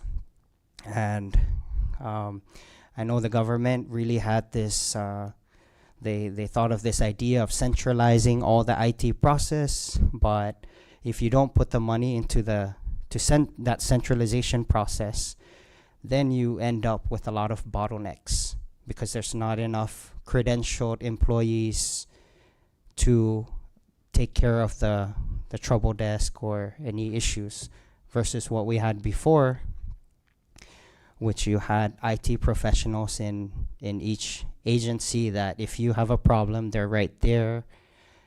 So, just to let you know, I support you in that endeavor.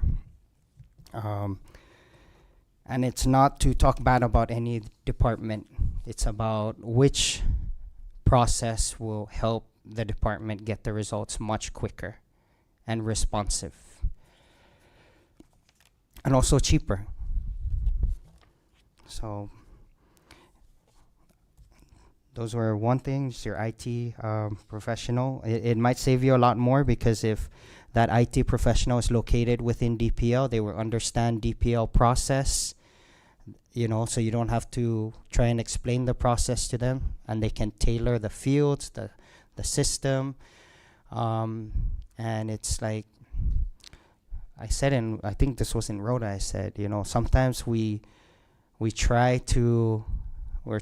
so busy trying to save a penny at the cost of $1, right? So we need to look at this, right? When we don't, some agencies, they don't want to approve a database administrator for the department, but then later on they issue out a $1 million contract for IT service, right? When a $60,000 systems or database administrator could have solved that problem and be more readily accessible. So I think that's, the one more thing, since we talked about the surveying, I just hope that we look into technology. There is technology, drone technology nowadays. You can get a drone that can last like 4 or 5 hours. It's expensive, but maybe you can get the 2-hour one. And you can deploy it from DPL Saipan to go to DPL Tinian and survey whatever property at the control station at your office. There's a really Charlie Hermosa out of Guam, Bellowings Aviation. You might want to talk to him about that technology. And that's one way to save on cost. But I don't know if he's going to want to talk to you, because then you might take away business from him. So, but just look into the industry. Thank you. Thank you, Senator Castro.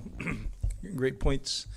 Any other member wish to pose any questions before we allow for more conversation? We are okay. Vice President Magofnia, recognize. Yes, Chair. Thank you. So I just have some follow-up questions. Let's start with the Asgono property. So from what I'm hearing, there are plans being considered. Well, it used to be that Asgono was being considered for homestead properties, and now, based on what I'm hearing from the secretary, it is being considered for zone motors, which, as Senator Manny had pointed out, sometimes we gotta make those sacrifices to be able to grow our economy, generate more revenue so that we can do more for our people. So if that's the case, right, and now Asgono is being considered for that activity. Let me go back to grants. So the $1 million from the U.S. from U.S. Congress was, what was the purpose of that money?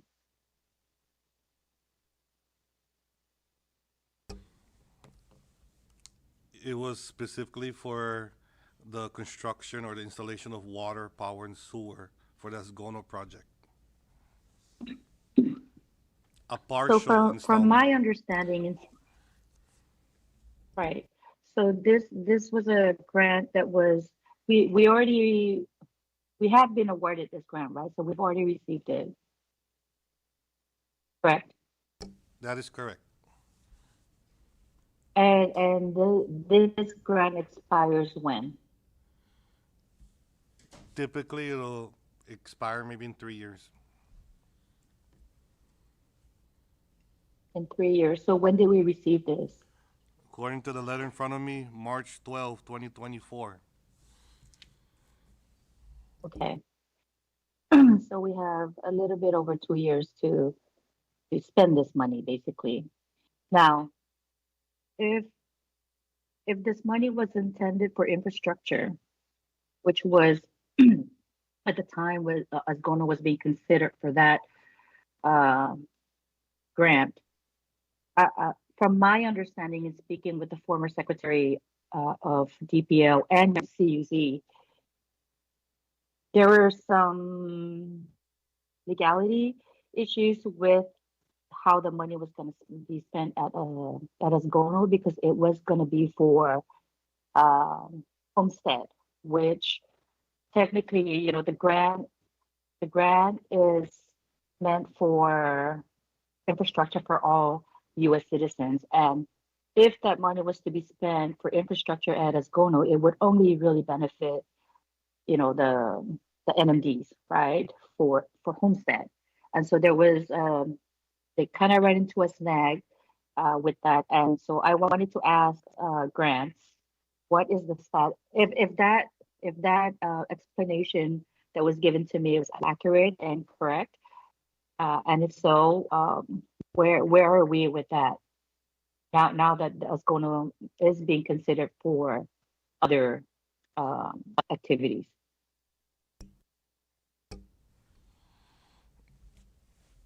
In my to my recollection, I believe that what you're referring to is the CDBG DR funds that can be used other than NMDs or. But to my knowledge, I believe it's going to go to the infrastructure. The money, the $1 million, should go to the infrastructure. So in the past, IRP they do have the plans. RP has the plans already for the installation of the water. We have copies of the plans. It's just that we don't have the full amount of money to undertake the project. So we're short. However, we can do by phases. Maybe that's something. And I do know that statutorily that DPL cannot use the money. Maybe you can help me. I can explain. Thank you very much, Epi, for that information, and also for Senator. For your information, the Zone Motors assignment to Asgono area and the Asgono homesteads is not the entire Asgono homesteads. There will be homesteads that will still be available there. Now, let's go back a little bit. 2.5 to 3 years ago, when I was there, we were assured $80 million from ARPA to support all the infrastructures of homesteads in the CNMI. And that's why we accounted for all of them. So $80 million. Specifically, we had Dertinian, we had Rhoda, we have Verdugi. So everybody was covered, West San Jose. For Asgono, the amount, if I can recollect, is about $3.2 million. That's only for water estimate. But that amount about 3 years ago was an estimate from 2 to 3 years ago before that date. So that was outdated. That's why that $3 million was looking at $5 million about 3 years ago. So now we're looking at possibly 5, 6, 7, as mentioned by Epi. So that's only for water. Sewer. CUC did an assessment on the sewer for Asgono. The sewer pipelines were not meant for 300 homes. It was designed for about 100, which was 100 at 700 square meters property. But we increased up to about 300 because of the reduction in size of the properties down to about 500 square meters. And so the sewer was not even ready. In addition to that, the entire infrastructure to support the Asgono homestead was very expensive. In addition to the booster pumps that has to be upgraded for that sewer line to be upgraded, in addition to the Aging Point sewer treatment plant that needs to be upgraded to accommodate for the 300 homes that are going to pump things down there with respect to waste. So the number was just exorbitant. CUC couldn't even make an assessment on the cost of the sewer because they were not ready, because the entire drawing, a lot of the items, I'm not an engineer, lo bula siya gwi tiba na afatsa zani current. Whatever the design was is not up to par with the current requirements for designs. So that was not even done. So water was about $3.2 million. Sewer was not calculated or evaluated. Power lines was not even included. So those are the costs that were not there. So now with this particular item, as soon as I got in, I asked about this money, $1 million. It can basically work out well, and we'll work with EPI to figure out how to use this $1 million.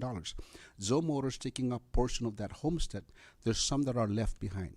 We can easily find a way if we can use that $1 million to accommodate for the maybe 20 to 30 homes that we can fit in there. So otherwise, those homes are at only 500 square meters. You need to have sewer to go forward with that measurement.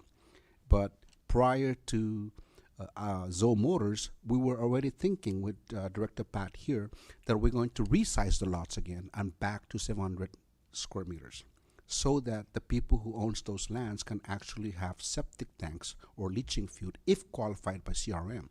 And so in this infrastructure development, as stated and was brought up by the members, I've already cleared with DPW that we will be able to give people building permits to build. The only thing that's still pending is CRM to give permits for the homestead permittees to be able to build. And as mentioned by you, Senator, with respect to our request for a homestead statute to authorize people to build, that was that issue. The issue is on the philosophy that if I give a permit to a homesteader and it has no infrastructure, they will never build.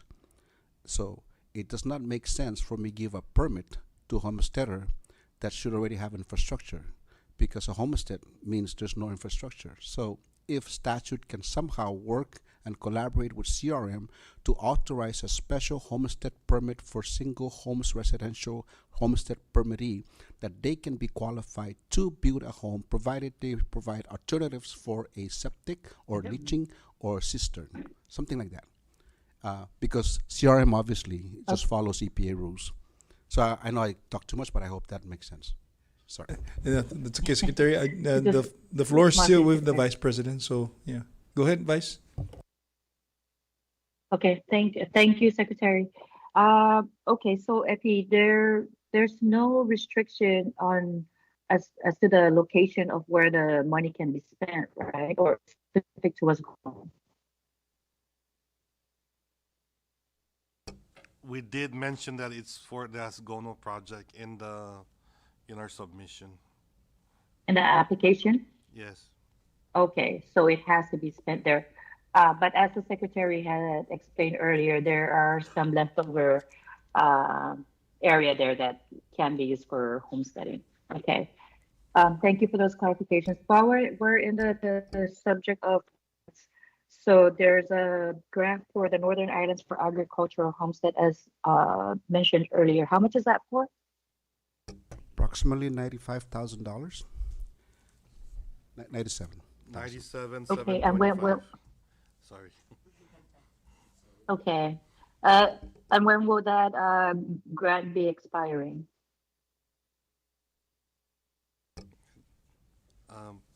Approximately 2 more years. So we have 2 years. Have we started on anything to start spending the money and making sure that, we do what we said we're going to do with this money? We started, Senator. We started collaborating with Northern Ireland Mayor's office. We got everything on the ground ready to go, and then all of a sudden we discovered that supplies was not covered, and we couldn't pay for anything for the boys to eat and or drink up there. So we kind of like held back. And Giovanni, maybe you can explain whether you got the authorization already. So, Senator or Vice Chair, we were waiting, as the Secretary said, we were in talks with the Northern Ireland Mayor's office, and we found out that we need food and water for the guys to go up, which we did not have any funding for. So what we did was we requested to OIA for additional funding, or to reallocate funding for that measure to feed the boys and water and all that. So that took a while for the requests to go through. And then we just recently got approval from OIA in terms of that request. So then we'll start up Great, back thank up. you. Yeah. Okay, great. Thank you for the update. The other grant that was mentioned was for the abandoned quarries. How much were awarded for that?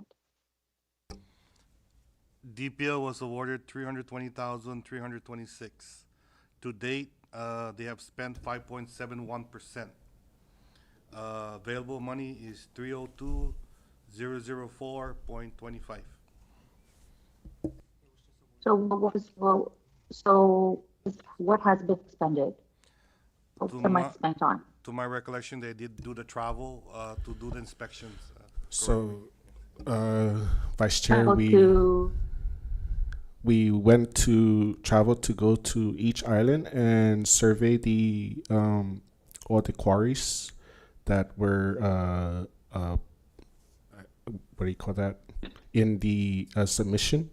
So we did that, and currently we're gonna go through the procurement process, and we also made a request for fencing around the quarries because it is a hazard.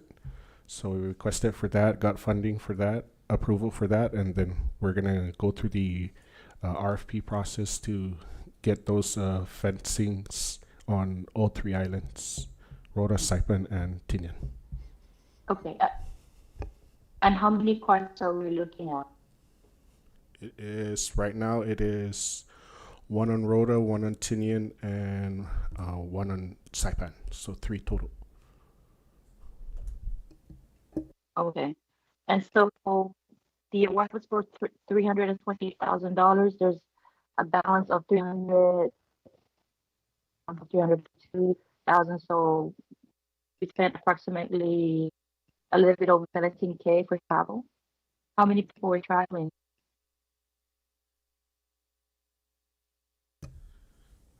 I'm sorry. Can you repeat that question? You're asking for the number of how much we use Right. Right. for travel Right. so far. So the award was for 320,000, right? There's available balance of 302,000, which means that about a little bit over 17,000 has been expended. And when I asked what the money was spent on, it was spent on travel to go do the survey of those quarries. So I just want to know if 17,000 was spent for travel, and if so, how many people went on those travel? Sorry, it was approximately 1, 2,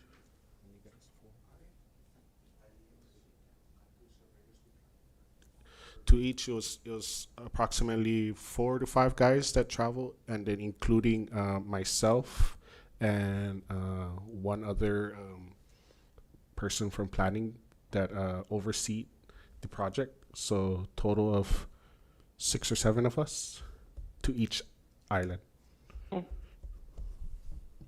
Okay.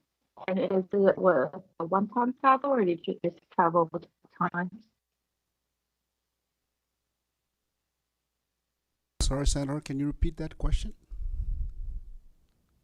So was it a one-time travel, or did you travel more than once? Yeah, it was a one-time travel. So once to Tinian, once to Rota, and then here. Can we, if you guys stay in each respective island?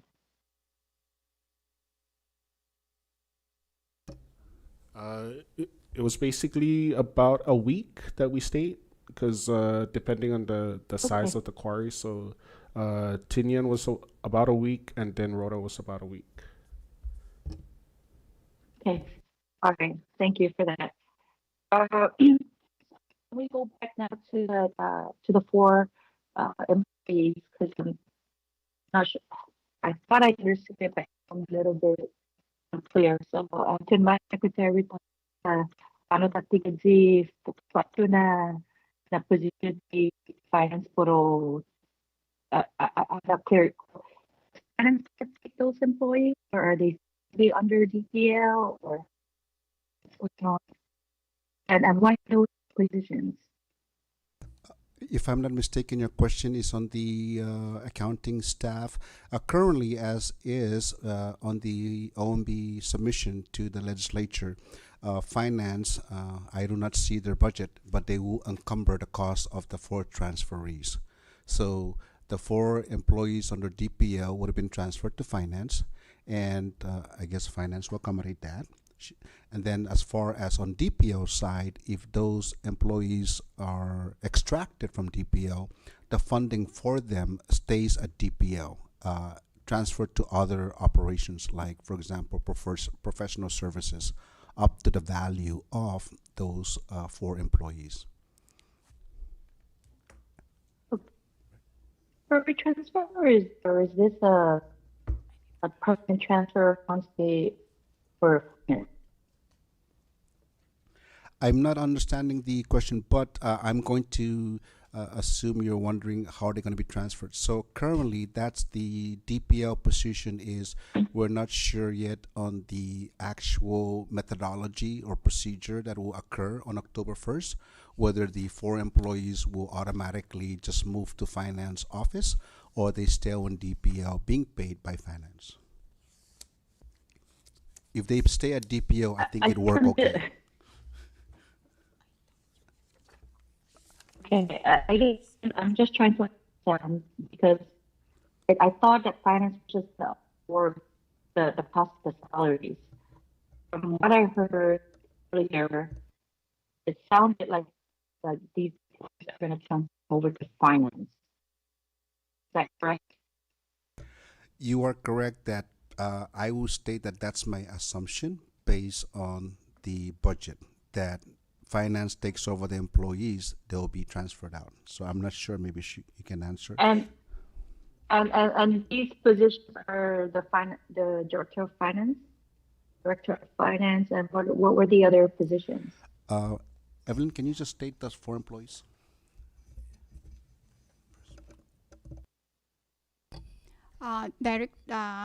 Director of Finance, the accountant 4, accountant 2, and the clerk 1. Okay, so it looks like it's accounting and finance. So any reason why these transfers are why finance is transferring these employees from DPL to finance? What is the intended purpose? I believe it's just based on the statute of the Commonwealth Code and the legal opinion from the AG. But currently in this fiscal year 2025, these folks are cost shared between DPL and finance, having the DPL staff at 5% in the Department of Finance. I believe that they are doing the duties that DPL has them to do, but they are not able to do other duties outside of DPL's finance. Therefore, I believe that's why the 100% was to be done 100% in the Department of Finance, so that they can expand their duties more than just DPL's work. For example, the clerk who is a cashier receives funds only for DPL, but if that person is the only person in the office at the time, she's not able to receive other payments other than DPL payments. That's just my understanding, but for more clarification, the Department of Finance Secretary should be the one to answer these based on duties and responsibilities for these folks. Thank you. Okay. So if I'm understanding what you just explained, by statute, Deep Finance owns those 4 positions that are currently at DPL. I'm not too sure of what the legal opinion mentioned. I can get that legal opinion for you and submit it to the chairman. If could be today, I could provide that, and to the secretary of DPL as well. Yeah. Okay. Chair, is our legal counsel there? Let me call for a short recess, just a 3-minute recess. Okay. Okay.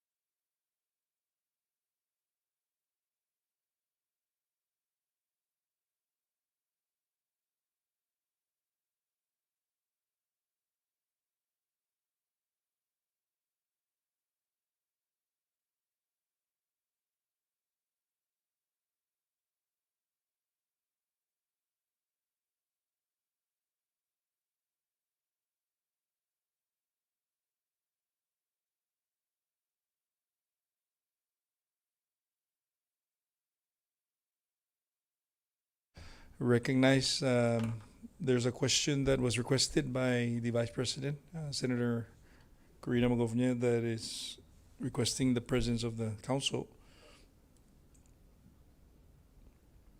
Vice Pres, are you online?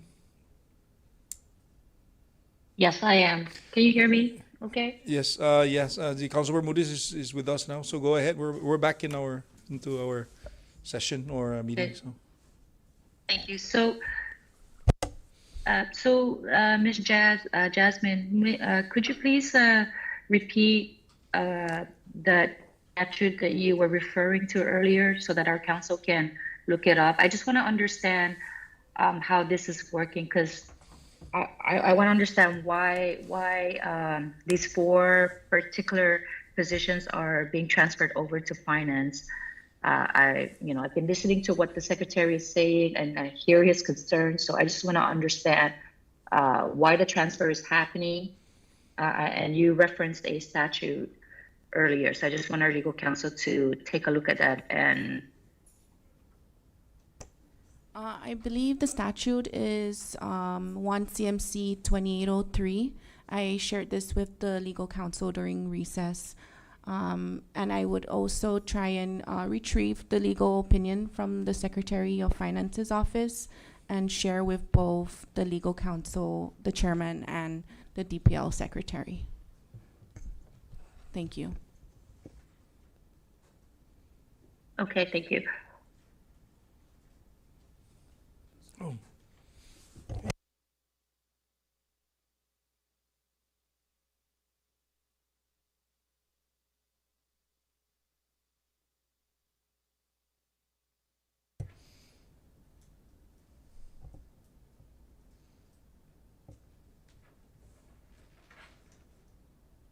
Secretary, dispensa. Oh, yeah. Vice President, are you? Is there a question that you need to pose to anyone in the panel? Oh, yeah, so I just wanted the legal counsel to advise, I guess, what that statute is, what it's about, and whether or not, I guess I'm just trying to understand why the transfer from DPL of these 4 positions to finance. I will. And I hear that the secretary is concerned that if these 4 positions are transferred over to finance, who's gonna assist them in making sure that the financial portion of the lease agreements are being monitored and enforced and stuff like that. I'm looking at 21 CMC 2803C, and it's basically saying that the funds will be under the Department of Finance, but I need to look at the AG's opinion and see what it says, because I heard the secretary earlier that there's a big gap between what the statute says and what's going to happen. So I will look at the AG's opinion and see what exactly it says, because Okay. 2803C is very basic. It just says the funds shall be deposited in DPO Operations Fund, maintained by the Department of Finance, and it doesn't say anything else. Perhaps it was mentioned earlier that the transfer, maybe the MOU concept might work to allow these employees to work with DPL at the same time, also work for the Secretary of Finance, because of the concern that they probably need access to confidential information. And Right. the Secretary mentioned that it's kind of, there may be an issue as to funding these people, these 4 employees. It's going to be funded by Department of Finance, Mr. Secretary? Yes. Or DPL money? Yeah, so if I may add, counsel, I think in hindsight in your discussion, similarly to what transpired to business license operation under Department of Commerce, The reason why it was sent to finance is business license was accessing finance and there was a violation on IRS code. So I'm understanding in hindsight that DPL is currently accessing funds that are legally under Department of Finance, legally, right, as per that statute. And so it's actually illegal, if I'm going to assume what the opinion is stating, it's actually generally illegal for DPL staff paid by DPL to be touching that fund in the first place, because that is already finance control. So I think in respect to the Secretary's decision, the only way these four staff can continue to help me to look at the funds in the bank, to request for access to the bank, and to give me the bank balances and to reconcile them, they have to be finance employees. So I think that's basically where the philosophy of the direction of Secretary of Finance is going. They must be finance employee to satisfy IRS and all the fiscal statutes. So I think the gap now is on public land. Yes, proceed, because we need to continue that. But then we need to have somebody at public land that needs to continue doing what they were doing. So either, and I don't know if IRS or finance can allow a 50% co-share on employees, which we could. The fact that finance is paying for them is totally fine with us. If they can be stationed in public land to continue to do our work and do finance, and finance pays for them due to this statutory limitation, then I'm fine with it. So I think maybe and I apologize, I'm not privy to all the details that Secretary of Finance before discussed with former Secretary. So I came in right in the middle. And so former Secretary may have ironed this out. There may have been discussions that they were to stay. I didn't know that part, and Secretary of Finance and I never finalized our discussions on how the employees were to be treated. So if for me, if finance pays for them, totally fine. If they stays at public land to do finance job and at the same time help us hire new people to cross-train, that's fine as well. And I hope that makes sense. I'm just sorry for intervening into council's statement, but I was just trying to add what I understood from the past. Okay, so Okay. at this point, I need to look at the AG's opinion, then I'll provide a memorandum to the committee. Okay, thank you, Council. And thank you, Secretary, for providing that context, because now that makes a lot of sense as to why the Secretary of Finance is requesting for such transfer. I can recommend that if that is an issue where DPO actually has full access to these bank accounts where they can literally make transfers and such, the Secretary of Finance could easily just provide or allow for viewing rights only and not full access. So maybe that can help mitigate some of the issues that, you know, but you are you are right in that you have concerns about if these four employees are to be transferred over to finance, then where does that leave you as far as having your own accounting and finance people to maintain your books per se, right?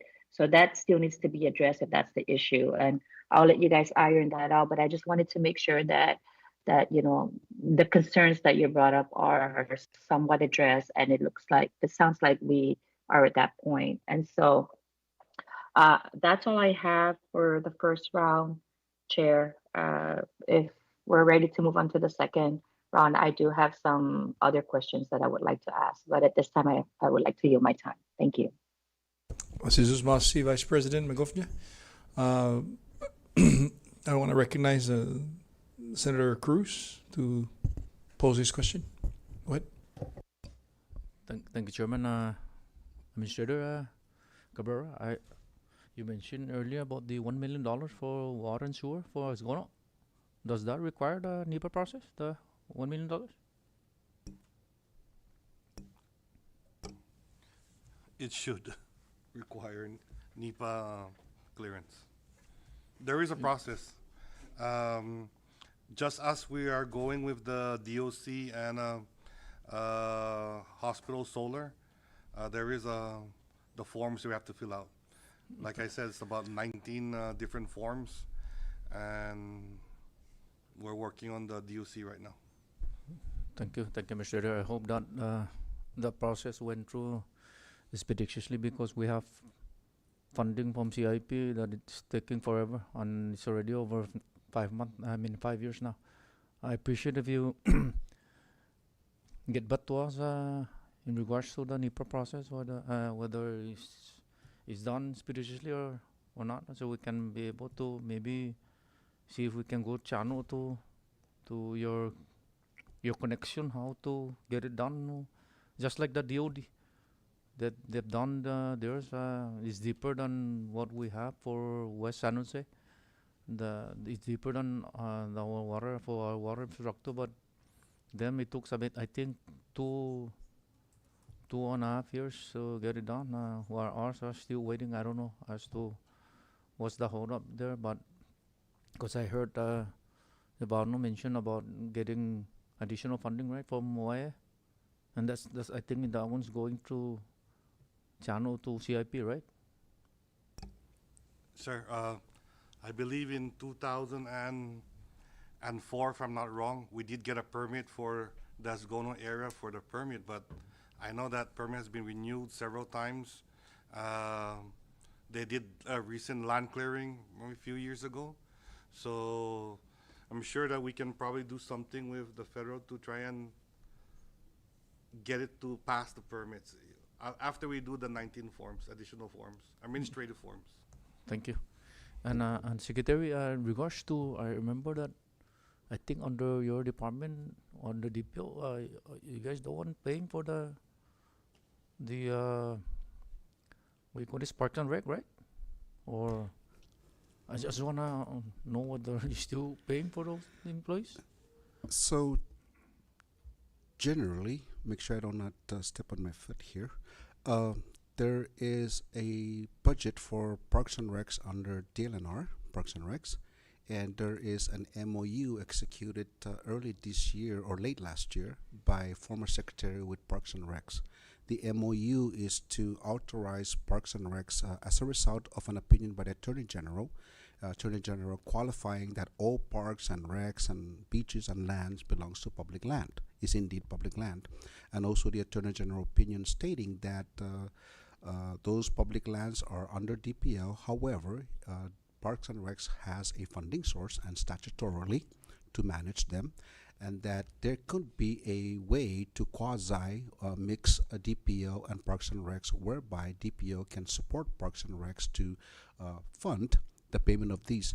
And I know that the AG was being very careful because wanted to make sure that DPL only pays for operations of DPL, not operations of another departments.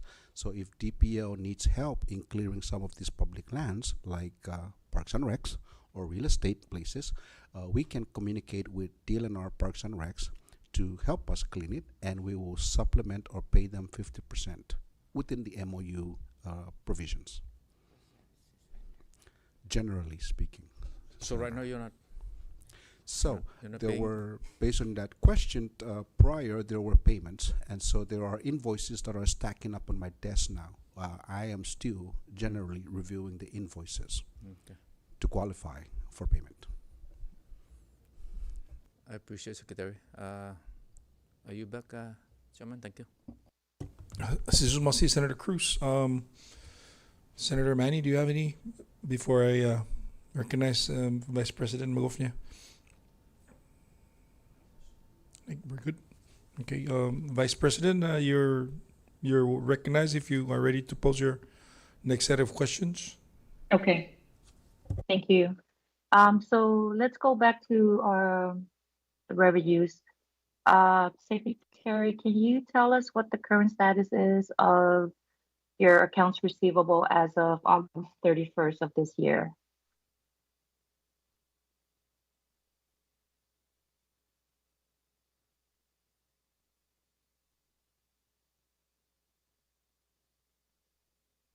Just a second, Senator. I'm just conferring with the Yeah. Finance Director.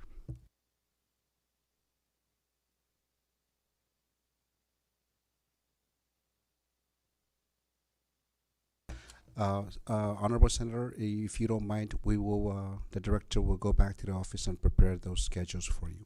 Okay, for report to the chairman. not a problem. So I would just like to know what the balance is as of August 31st, how old those receivables are, dating back to how far back, and are any of those receivables, does DPO plan to receive any of those funding source in FY26? If you could get us those answers. Next question is, how much in the reserved fund balance, how much is in the reserved account as of August 31st? Reserve account or cash position wise, we have approximately, I would say, $7 million.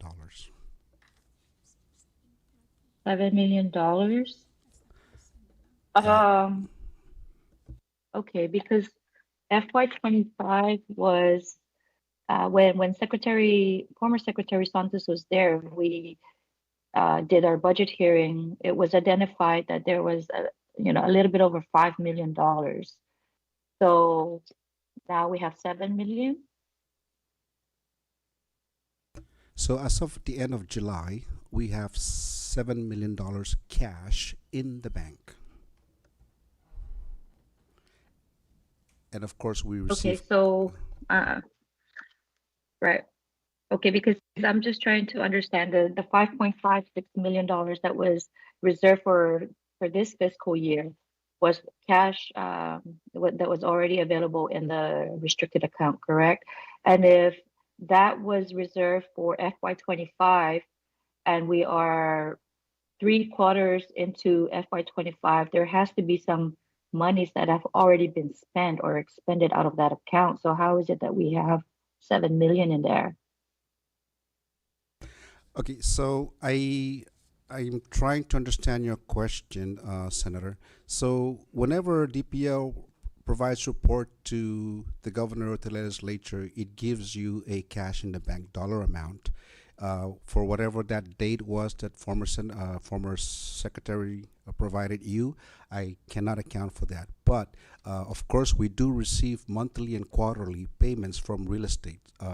Or the real estate, so they keep paying in. So at the moment, at $7 million, currently what we will state is minus reserves for August and September payments, and minus the reserve for the $4.8 million that we've reserved. And so we're coming down looking at approximately $700,000 that will be available, but not today, but next year. By next year, October 1st, if we did not collect any money, the leftover balance will be $700,000. So, but based on your question, all I'm saying is we have $7 million now in the bank, and of course, accounting will make sure we do not spend beyond the 4.8 that we're reserving for FY26. So Okay. if there's a difference between 5 to 7, that would have been a revenue generation gaps. And Right. Okay. Okay. So based on FY25 budget projections, it appears and it sounds like we have DPO will have a surplus at the end of this fiscal year, correct? Yes, we will have about $700,000. Okay. Okay. And I would assume also that your finance director can confirm this, but based on what financial information you have available to date, there should be an idea or an estimate of how much will be remitted to MPOT after this fiscal year. Yes, estimated $80,000. Okay. All right. Next is Senator, if I may, Senator, I'm saying that yes. under Public Law 15-2, it authorized DPL to reserve funds for the next fiscal year, which is $4.8 million. At the same time, it's not only the budget of DPL, but any other projects that DPL has, it can reserve. So in essence, if I want to reserve $6 million, I will reserve $6 million. So currently, what we're saying is that $7 million today in cash in the bank, we need to reserve 4.8. That's just the budget. It's not including any other Right. projects we have, which is the reason why we were hoping to ask for additional 1.6 authorization above the 4.8. So I'm just trying to qualify my statement that yes, if we are to ignore all that and just reserve only budget, by the end of this year, I will have $783,808 to remit to MPOT. Okay, and I understand that. So out of that 7 million that's currently in the bank, you are reserving 4.8 million for FY26 budget. Now, whatever is remaining of that, typically would be remitted to MPOT. But in your statement just a minute ago, you have the authority, I guess, to reserve that for projects, correct? Yes, and it's always, of course, now as a department, we collaborate with the governor and collaborate with finance with respect to the request of MPOT for submission. So in practice, 7.8 minus 4.8, 7 million minus 4.8. Mm-hmm. Then by October It's 1st, a million. the process of DPOs, every revenue generation is now being reserved for FY, the next fiscal year, which will be 27. Because that's how we came up with 4.8 million is an aggregate of FY25 new revenue generation. But just like what transpired before I came in, MPOT and finance collaborated with department and requested if $4 to $8 million could be released, and so those funds were released. And in practice, just for the record, so everybody understands, DPO does not hold back funds.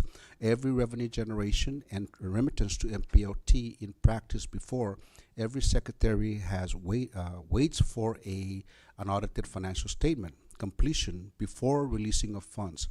But of course, due to whatever discussions, DPO has removed that, no longer waiting for an audited financial statement and just using internal annual statements to clarify, verify, and transmit whatever balance is available to MPOT. So now every fund in DPO from as high as $20 million before has been reduced down to only $7 million. So almost like a 1.5-year total revenue generation. Okay. Okay. Now, is there any reason why, I understand that the 4.8 million is going to be reserved for FY26. Is there a reason why you couldn't include the whatever amount you want to include for projects in the budget? Yes, there is exactly. Thank you for that beautiful question. 2.5 years ago, when I got into DPO, we discovered that I was not able to spend beyond the budget when I wanted to and needed to. And the reason being is due to the Budget Act. DPO is mandated to not spend beyond budget. So if the budget is at 5, and even if I reserve for $1 million, I can't spend that $1 million because it was not authorized by this body.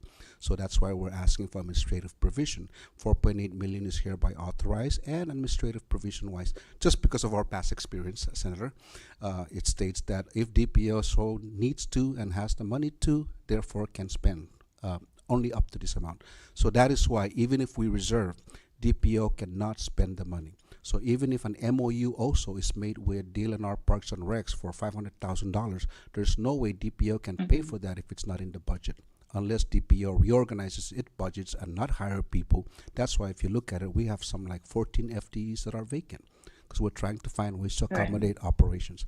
So yes, 4.8 is reserved, and although we can internally reserve, there's really nothing we can do with it. And so that's why when the administration and MPOT comes and goes, please, the market is really good right now, can you please transmit?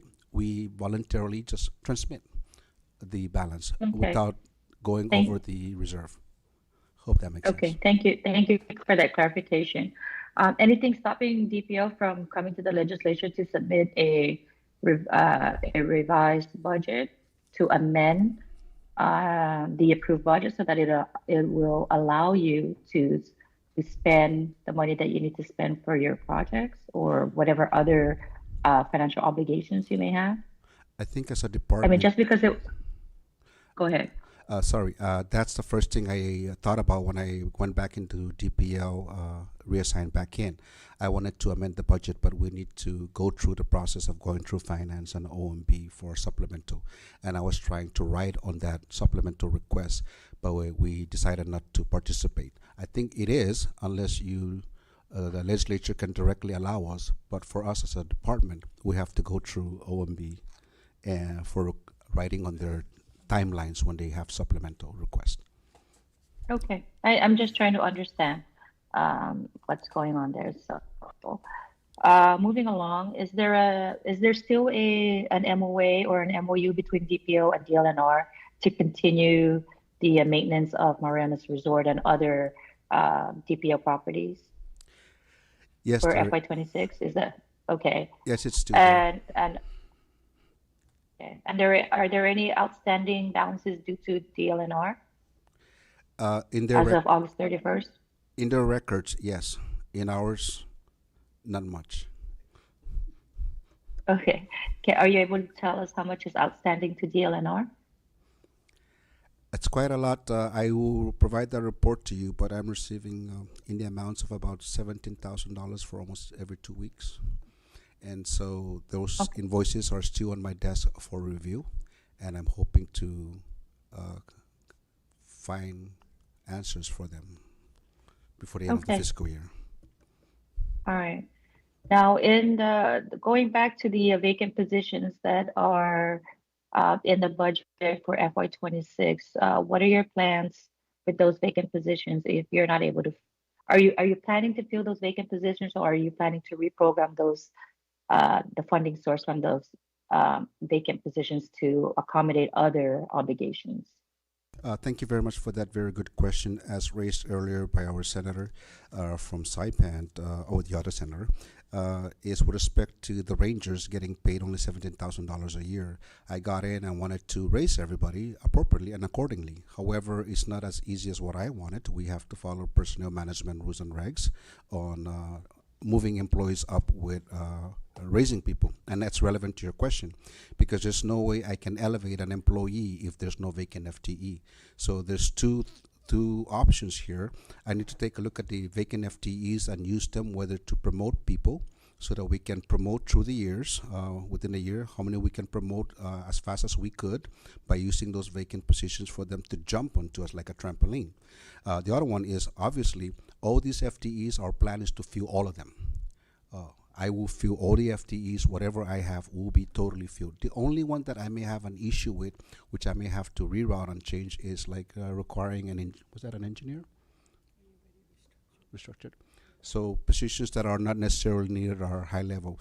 I only have one left, that's IT, and I hope we can successfully put an IT there. And if not, I will reroute that to planning or homesteads, Tinian or Rhoda. But the answer, in short, for you is yes. I do not want any FTE vacant. Okay, great. Thank you. And speaking of raises, right, which Senator Manny has brought up, I also support, I mean, I know that, again, it's not the right time to give employees the raises that they deserve, but we also have to take into consideration the duties and responsibilities that they are performing. So when was the last time DPO had a desk audit review of its employees? And this will kind of help you determine what those new salaries would be based on the duties and responsibilities that they are currently performing. Very good question. That's some of our goals and objectives is to hold. We haven't had any desk audit. I don't believe so. Former secretary held one. I did not hold one about 2.5 years ago. But the only thing that we're looking at now, at least, is WGIs that we are hoping to issue within the department since we have the cash for them. A WGI increase, which of course will require our governor to authorize and approve for public lands, and this can help them out. Desk audit, I will look into that and see if I have ways to get it done because that is needed. Yeah, I know there are so many priorities on your plate, right? But I also feel that it's important to take very good care of your employees because they are the ones that's holding up the fort and the daily operations. So, whatever excess that you may have in your budget, in the revenues after all the expenditures are spent, I would recommend that you take a look at that and see if you can incorporate that into their annual reviews and see if you can, give them whatever the raises that they deserve. And last but not least, are you able to furnish the committee with the latest financial statements that your accounting has prepared, maybe as of July 31st, since August just closed? Our director will furnish that to the chairman and to you. And also, while you mentioned that, I just wanted to state that I want to congratulate our finance division for public lands for having 6 consecutive years of unqualified audited financial statement, since especially the last 2022. Such they will provide. Congratulations to your team. Congratulations to your team. And speaking of audits, is DPO current on your annual audits? Yes, we are current as the CNMI government, I guess, and we're done with 2022. Our proposal is out, released for 23-24 to be combined. So we are racing with the CNMI government overall. Okay, that's great. That's all I have for now, Chair. I'll yield my time to the rest of the members. Thank you. Jesus Masi, Vice President Magofnia, Secretary. Thank you, Chairman. I just wanted to echo to our Senator Magofnia for her bill on the land use plan. I know she has a bill out there. I just want to give her a heads up that on the last meeting, although it was cut short, we're requesting that if able to authorize a $250,000 annual contribution towards the land use plan without any fiscal year limitation, so that the money can aggregate up and have more money for land use plan. Because, for example, now I have $250,000 that's in public land available through procurement to pay for a land use plan. The RFP is complete and done, but $250 is not enough, so I need to go back to the vendor and negotiate if they can do phases. However, the cost of that proposal is about $800,000 to $1 million. So that's reason why I'm hoping that the Senator Magofnia with her bill can move forward and provide funding source where it authorizes DPO to reserve restricted $250,000 a year into a no fiscal year limitation account with finance, of course, and so that we can aggregate it and prepare for the next land use plan. And so, additionally, as precautionary measures, we will have hopefully a administrative provision language to fund the land use plan. And at the same time, I'm in communication just most recently with the MPOT chair. If all things fails, I'm going to have to visit MPOT and take a loan out for up to $1 million just for our land use plan. I believe in this land use plan. I've seen the proposal. It's beautiful for public land and the CNMI overall. And I think doing piecemeal on it is not going to work. So if we just be able to fund this vendor at this price you're asking, and in 1 year or within 12 months, we will have something that DPO and the CNMI can use for the entire CNMI. Thank you. Thank you, Secretary Isomar, for third time. And as for the record, I mean, just to remind the members, it's pushing 12:30, and with the consideration of, of course, the Secretary and staff and other meetings that are lined up today, I'm going to recognize the member, Senator Castro, for the third time to pose his question. I just wanted to commend Secretary on his statement saying that we're as current as the CNMI government in terms of our audit. That's a really great way to say yes, we're late, but since the government is late, we're current. The only thing I just wanted to mention is since it was mentioned earlier about the Rangers, I know within grade increases, you're looking at that, but I'm just curious because OPM, like what the classification is listed under OPM. Are they following Parks and Rec Rangers, or because normally Rangers, they don't deal with cash. So by just that specific job, like you have like more of a technical aspect, which would leave you the possibility to reclassify them, which might be faster. Just a question and comment. Thank you. So, Chairman and Senator, the Rangers, I want to expand on them. They're actually on Maniagaha right now, and it's a current discussion that we're having, especially with compliance and planning. So I'm reorganizing the entire department, trying to make it seamless, because right now there's a lot of silos. So compliance, I want them to be able to not just enforce real estate and TOAs. They need to also enforce all public lands. And the enforcement that they have is rangers. I need to expand those rangers' duties and responsibilities onto the islands of Saipan, Tinian, and Rota, so that they're not just there. So the rangers will now be almost like the parks, Memorial Park Rangers. There'll be DPL compliance rangers for every land under the Constitution for DPL. That would help increase their salary as well.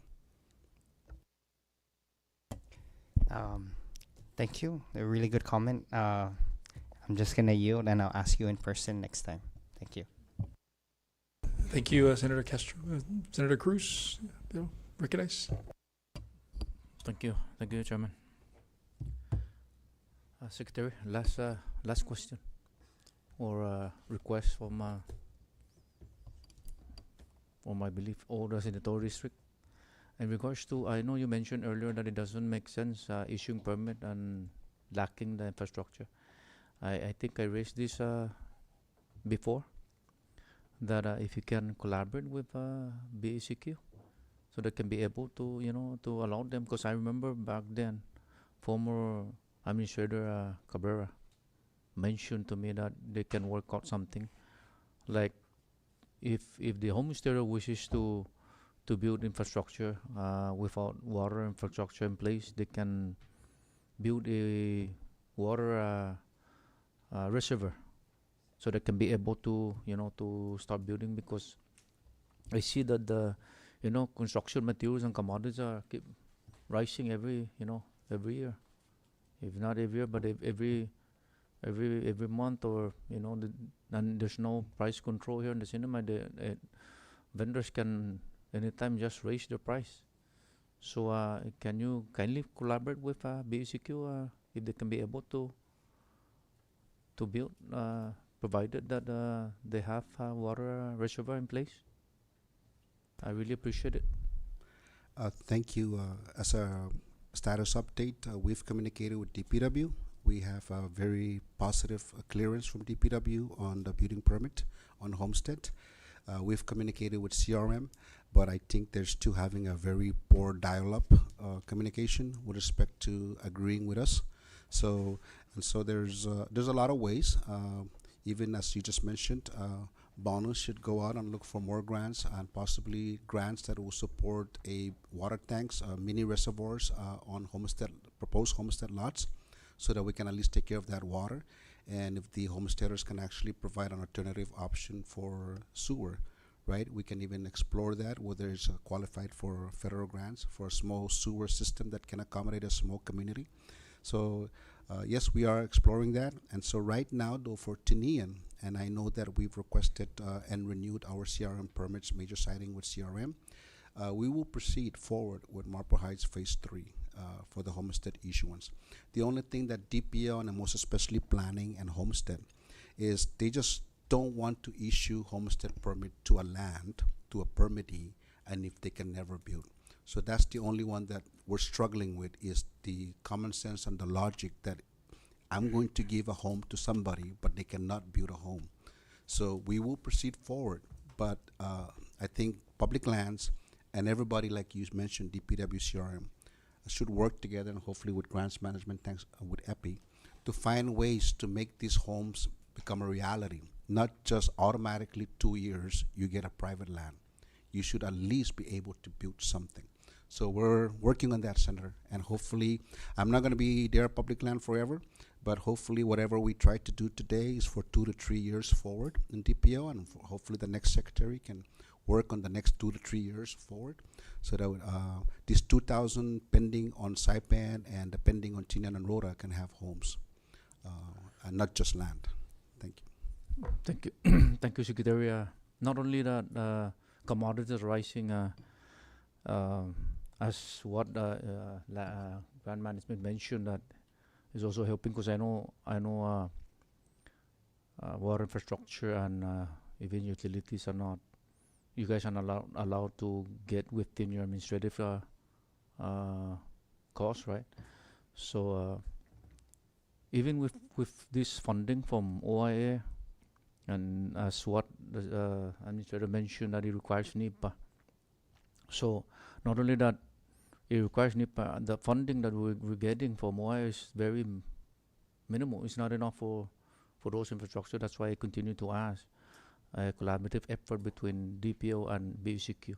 Because we met a high-ranking EPA that came and visit Tinian, came down, and I even raised these questions in regards to, or concern in regards to the EPA requirement. Because I remember, and I appreciate being my colleague at the time when you supported the bill the homestead bill, because of the EPA requirement.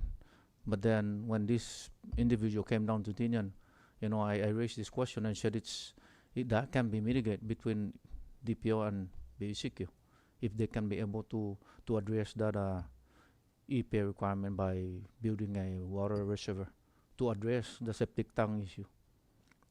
Because it's not allowed to build the TT time bathroom there that just dump it down to the ground and will contaminate the water aquifer. So I that's why I continue to ask this, because I remember multiple super typhoon that hit us. These homesteaders could have availed to the FEMA housing, right? I know some of them will not be able to build a full concrete house, but rather a semi-concrete, no? And this opportunity that came to the cinema, they didn't have the opportunity to avail to that because lack the infrastructure, the homestead. And then here comes CDBGDR. Still, they have the land, but they couldn't be able to build because they're not allowed to build. But if DPO and BCQ, collaborate and address that they can be able to build to address, build a water reservoir to address EPA requirement, then if there's another opportunity additional, I know that CDBGDR office is closed for those opportunities because I heard that they're short of funding.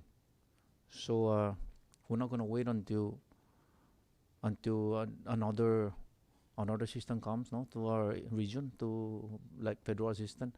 So that's why I continue to ask collaborative effort with your office and BCQ to be able to allow these homesteaders to build their house.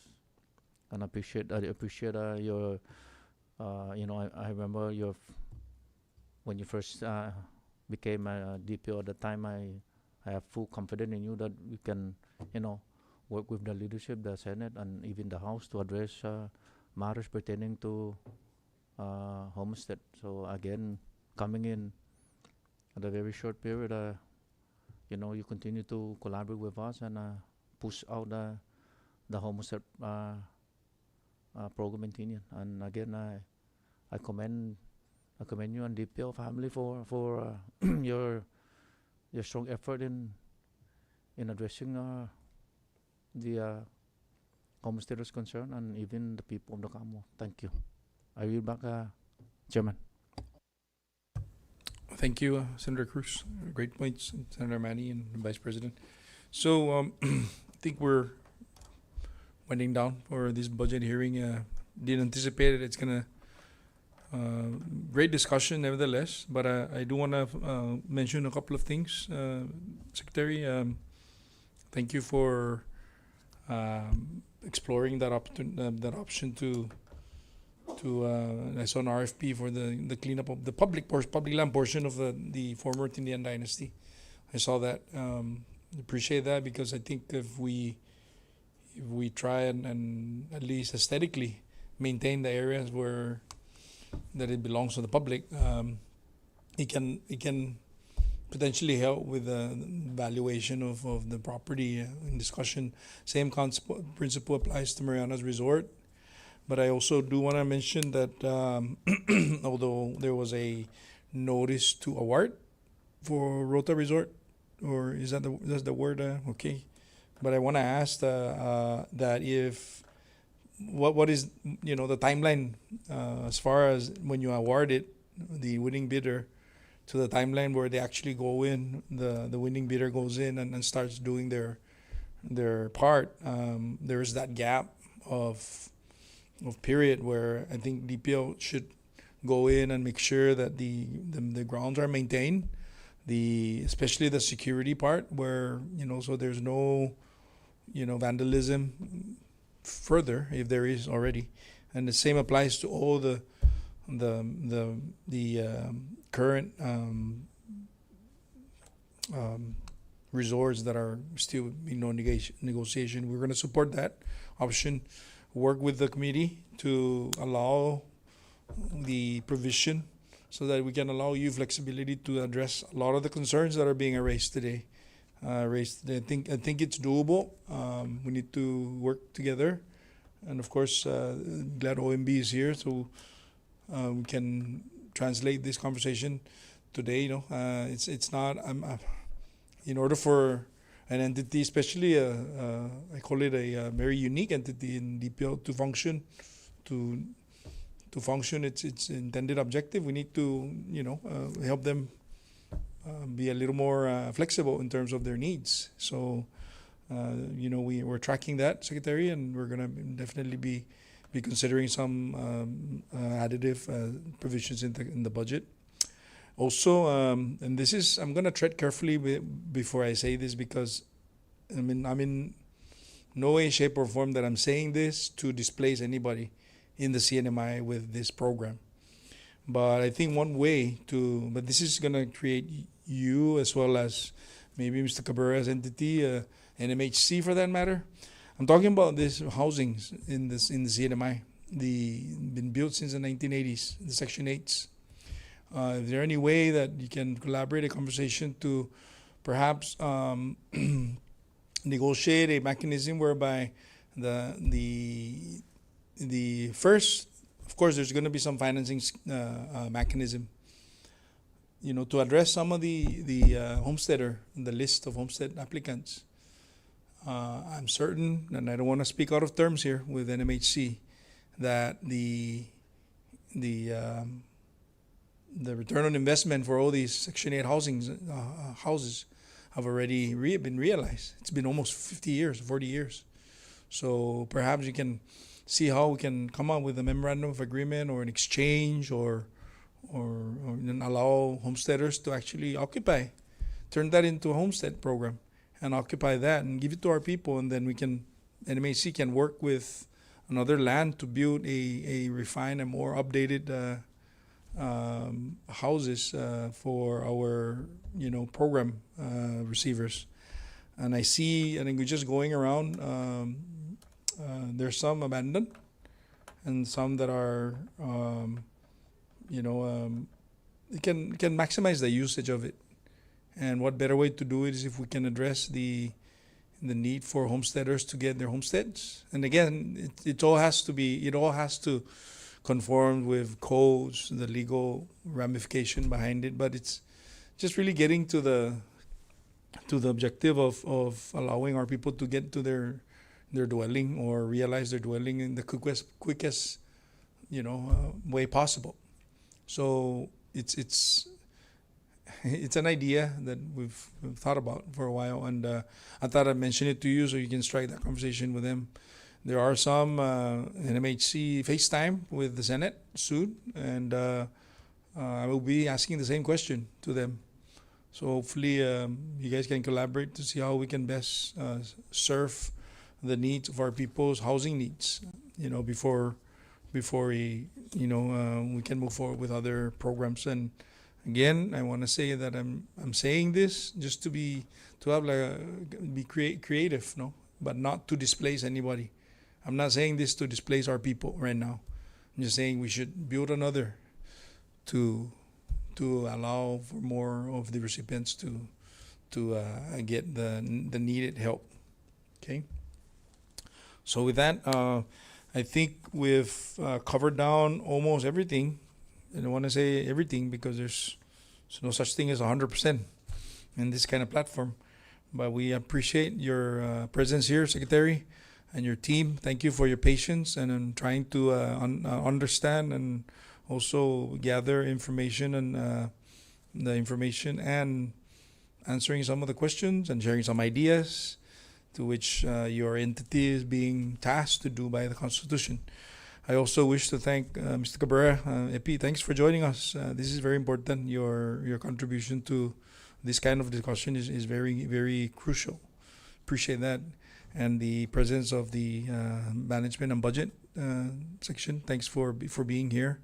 I do know that this is a process that we do every year, and it'll help fine tune some of the budget provisions and the budget with regards to the legislative process. So I know that DPO is special funds and it's not a general fund.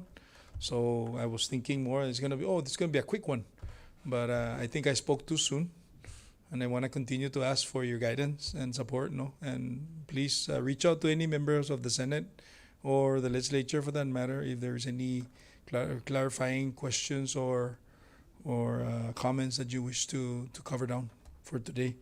I also want to thank the staff for their patience in covering this hearing this morning. So before I call for an adjournment, I do want to, for the viewing public and for the agencies, the next budget hearing that's already announced, it's going to be on September 9 at 9:30 a.m. in the Senate chamber, and it's going to be Department of Lands and Natural Resources, and then at 9:30 a.m. and then the same day, September 9, 2025 at 13:30 or 1:30 p.m. is CNMI Public School System, and on September 10 at 9:30 a.m. Department of Public Works. So please take note, and OMB, OGM, if you're being asked to be present again to assist the Senate committee. So with that, Secretary Igizomar, Jesus Masi, and his almost staff again for being here. At this time, the chair recognizes any member to offer a motion to adjourn this budget hearing.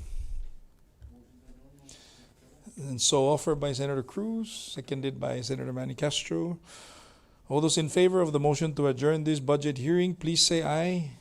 All those opposed say nay. Motion carries. The Senate Fiscal Affairs budget hearing on Department of Public Lands stands adjourned. Thank you. Good afternoon and have a day.